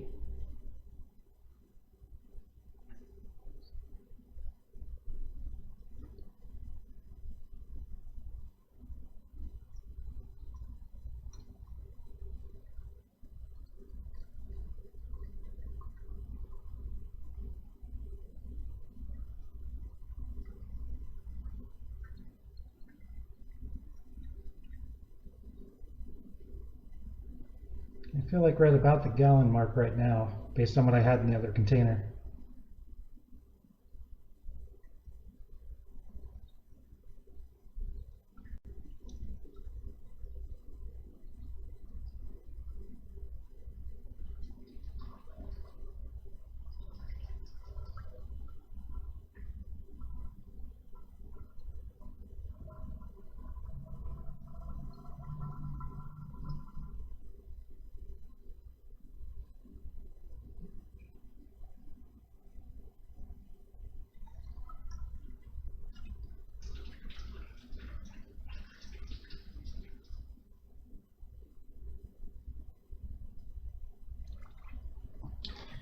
we go. It's pretty much filled up. So what I'm going to do though is let some of the air bubbles work out as it comes up here, and you'll see them kind of bubble up from time to time. This being the highest spot, that's what you want to do. You want to fill and bleed through this hole. This is like the bleed hole. You can put the cap back on here. You'll see that because I filled here in the highest spot, it actually filled the radiator up to the right level. So it kind of all works itself out. If you were to try to fill the radiator up all the way, what you'll eventually do is, yeah, you'll kind of level it off here and get it as far as you can, but you got to watch it because eventually you're going to get to this hose here, which is the overflow to your overflow tank, and you're going to just start filling that up more so than actually filling the system here. So we're looking pretty good. And I'm going to put this on. So I feel like we put in a little more than we took out, and I would imagine that our old water pump was seeping coolant while the bearings were bad. You could definitely tell a little on it. There was some wetness, signs of wetness. I would imagine we were losing a little bit of coolant as we were driving, not enough to pool under the vehicle. A lot of times that's what you see when things are under pressure. That's when they're leaking. That's what people really have trouble grasping. They go, hey, I got home and go out, there's no puddle under my car, but my coolant's low. Where's it going? Well, there's two places it's going. Number one, you got a head gasket problem and you're bleeding coolant and burning it. But number two, a more common one, is you've got a very slow leak that is worse when things heat up and expand. So when you're driving, you're actually losing a little bit and it's just blowing away as you're driving. You go park the car and it seals up as it cools off and you never see a puddle. So that's a good sign, which you can look for, and sometimes you see them under here. There's little white spots. You'll see them on various things. That's dried coolant. You can kind of tell a lot of times if you've had coolant around in here. We've had it in the past. One of the other water pumps that we did was bad enough it was leaking. All right, so we're going to leave the bleed screw off, and our cameras should be out of the way. And we have no leaks. Everything is in and tight. So I'm going to go ahead and start the vehicle, and I'm going to leave this bleed hole open because I want to bleed the system. So what I'm going to allow that to do is spin the water a little bit, push some of the air bubbles out through. I still got my drain pan under there because we're going to have a little bit of drips and drops and stuff like that. I've still got coolant in here, and I've got another gallon if you need it. So we're good. So now all I got to do is find my key for this. All right, and I got 9 minutes on the cameras. I think they'll be good, but if they drop into the engine, I'll have to shut the car and get another camera.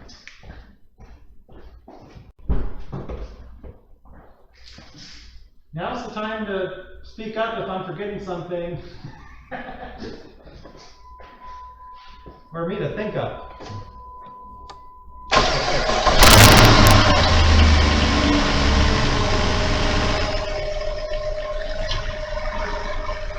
I know you can see we did have some kind of fountain up like that. That's why we had the drain pan under there.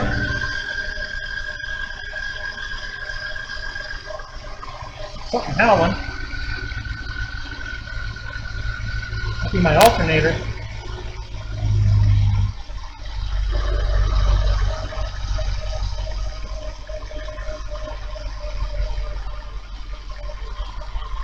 All right, so we're going to top that off. Again, this is why it's critical you keep that drain pan underneath, because you're going to have a little bit bubble on in and out. You're basically pushing all those air bubbles through. And this is a really key step, because air bubbles trapped in the system, if you were to cap this off, you can have an air bubble end up in a spot, cause the coolant to not get pushed through and have an overheating situation. So I like to run it, just idle it with this open. You'll see it kind of rise and fall and sort of bubble away. Eventually it'll warm up enough that it'll open the thermostat and you'll get everything out. Looks like I got my air on. Just turn it off.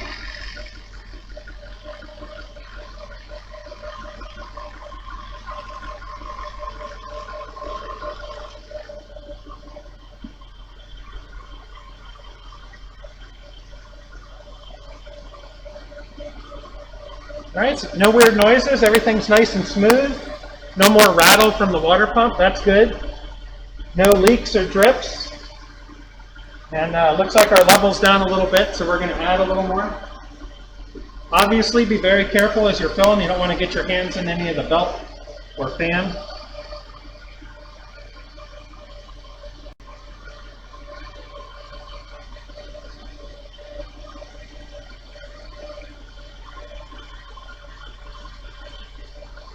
Oops.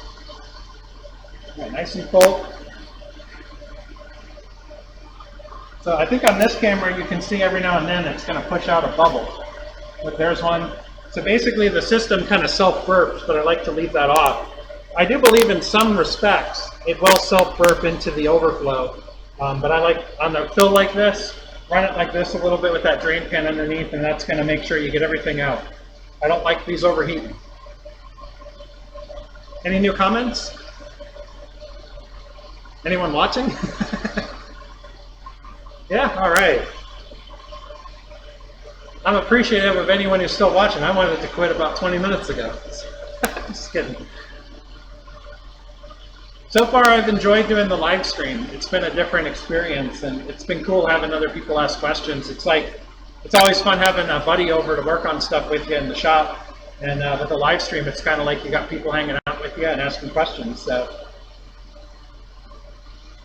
all right, we're getting a little less bubbles. Right, now as I run this, I'm going to want to open the shop door a little bit so we don't get too many exhaust fumes.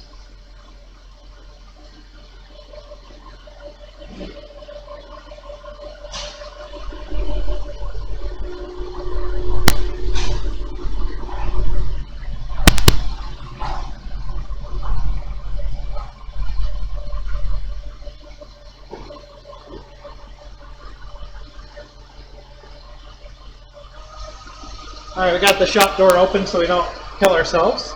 We don't want to do that. That carbon monoxide, you don't want to mess with that stuff. So,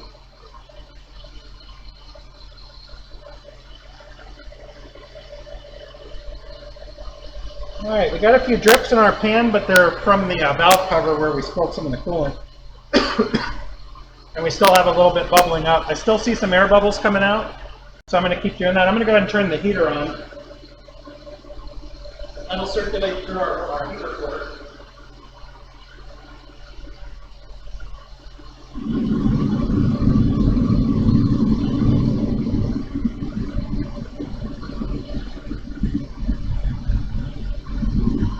Okay. And then we can go ahead and we know when we've got some good coolant flow, we'll start getting the hot air coming through. Because remember, that's how your heat works, circulating the coolant through your heater core, which is heating the air up. So still got bubbles here. Let me move this camera. Can you switch to the other one? I'll give people a better view.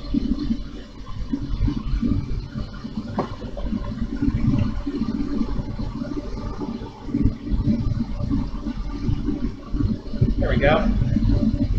So again, you want to be careful of all the running stuff, but you can see here a little bit of bubbles here and there. It is flowing over, so I've got my drain pan to catch it.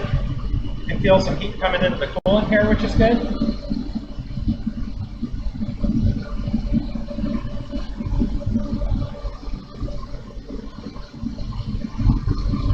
We're actually doing pretty good.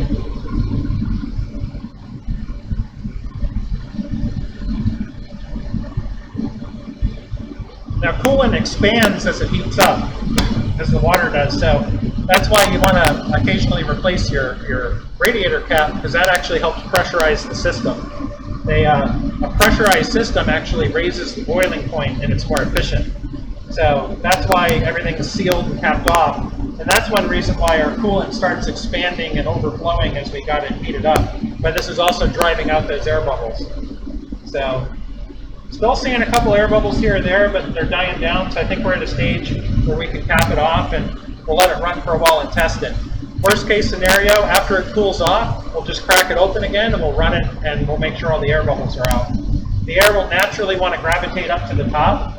The big key is you just want to get it from not being stuck underneath in the system somewhere. And since we did this on a cold motor, all the air bubbles should be on the cold side from where the thermostat is. So if that opens, it'll be great, but if not, I think we're going to be excellent in our system here. All right, I think we're good.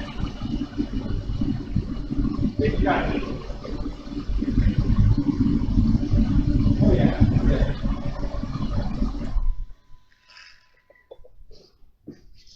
All right, that should be pretty good for now. Like I said, we'll still run it a little bit later to check it. In the meantime, go ahead and thread this piece back in.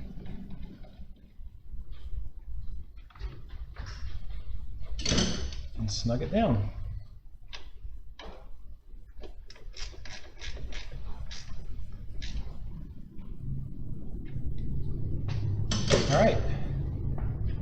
pause this camera. I'm going to stop my audio. You can stop that camera. I'm going to stop this one.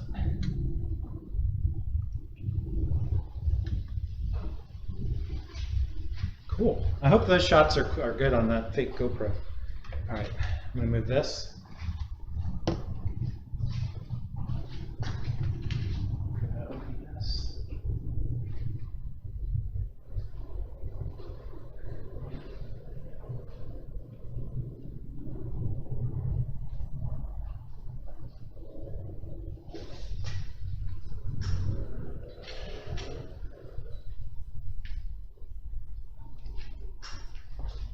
I saw one of the comments that Jeeps suck. So I think I might agree sometimes. They're fun to drive, but I'll tell you what, sometimes they do require a little bit of your attention. But if you like wrenching, Jeeps are wonderful. So yeah, they're not too bad. And I've worked on some other things. You know, every car or truck kind of has their thing that's good or bad. So you mind starting that camera? So we're going to close out our filmed video here, and then we'll chat a little bit with everyone on the live stream. So just go ahead and get me in frame. All right, awesome. All right, so that's it for our job. We've got everything wrapped up. Just to recap, we've gone ahead and refilled the coolant. We put everything in through the bleeder fill. We ran the system, let it idle, and got all the air bubbles out. We'll of course test it, drive it around. We'll keep an eye on our coolant gauge, make sure everything's running good, but we should be good here. Everything's torqued down, our serpentine belt's back on, tensioner's back on, our hydraulic hoses are on, and like we said, we didn't have to take off a lot of stuff to get this water pump out, so it's not that tough of a job. And hopefully you saw that, and I really hope that as we did the live stream here, we were still able to kind of run the cameras in an efficient way, give you some good views. So hopefully when I do the editing, this turns out pretty good, and you all are able to see how to do it. Of course, if you have any questions, hit us up in the comments. We try to monitor those and answer questions as we can. And as we have always said, if there's more video we can shoot on the Jeeps or any other cars that we might have access to work on, let us know. We'll grab a camera, we'll answer some questions and show you some stuff. So thanks everyone for joining. And again, we appreciate you being here on Vortex Garage. All right, now we can stop the cameras, and I can then let this video sit in perpetuity until I actually edit it. So now maybe if I'm cool, I'll edit it tonight. We'll see. All right, I can take this microphone off, set all this aside. So the nice thing was we were on the AC setup on one of these cameras for a little bit, but only at the start, and then we ended up moving them on battery. Both of these cameras have been still showing full battery, so we can go quite a number of bits of time with these, and with those rechargeable batteries, they've actually been pretty handy. All right, so just make sure everything's tight, not seeing any leaks here. I can go ahead and take off this piece here. So I kind of had this this camera rigged up right here. I had to take it out of the protective case because I needed to run this power cord on it because the battery's shot in it. There we go. So this little camera right here, it was kind of cool. Hopefully that turns out. The power cord I had for it, move that out of the way. All right, we're pretty much done here. Hopefully storms outside are coming, so, and I've got the door open, so there's a little bit of wind. Let me go close that door.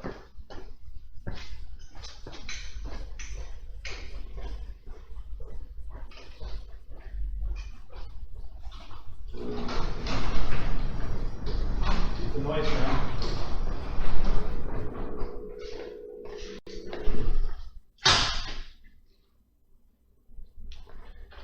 All right, and I hopefully fixed that. So I know there's a little bit of a lag, so we'll go ahead and deal with that. So I'll chatter for a little bit. And if we can just keep an eye on the comments, let's see if there's any new comments that we can answer. Why don't we do about 5 minutes, see if anyone has any final questions on our job here and stuff, and then we're going to cut the stream off. So again, I want to thank everyone who did join the watch. I hope you enjoyed it. Maybe we'll do this more often now that I've sort of figured out how to do it. I thought it was kind of cool.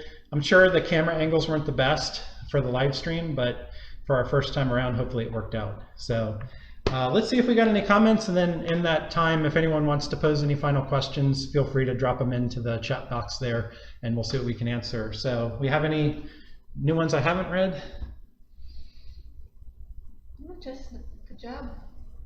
All right, cool. All right, well, I'll hang out here. I'll kind of gather some trash and tools up.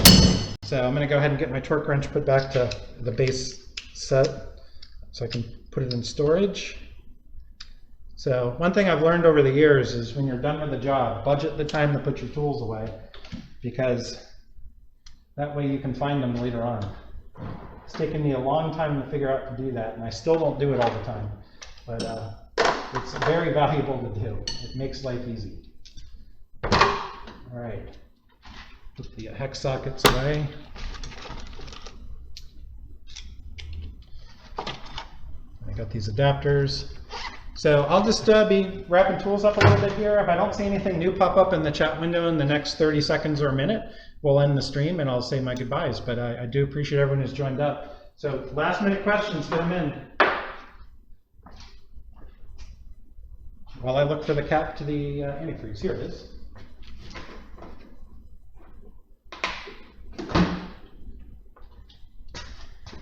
All right, anything else popping up? Nope, looks good. All right. Well, I think we're going to go ahead and cut things off. So again, thank you very much for everyone who checked in. Look for this video to be posted. I really appreciate the participation that everyone did, and I hope you enjoyed it. If this is a thing that people like, we'll try to fire up the cameras on live stream from time to time now that we got it working. So thanks everyone. Have a great rest of your weekend, and we look forward to talking to you soon.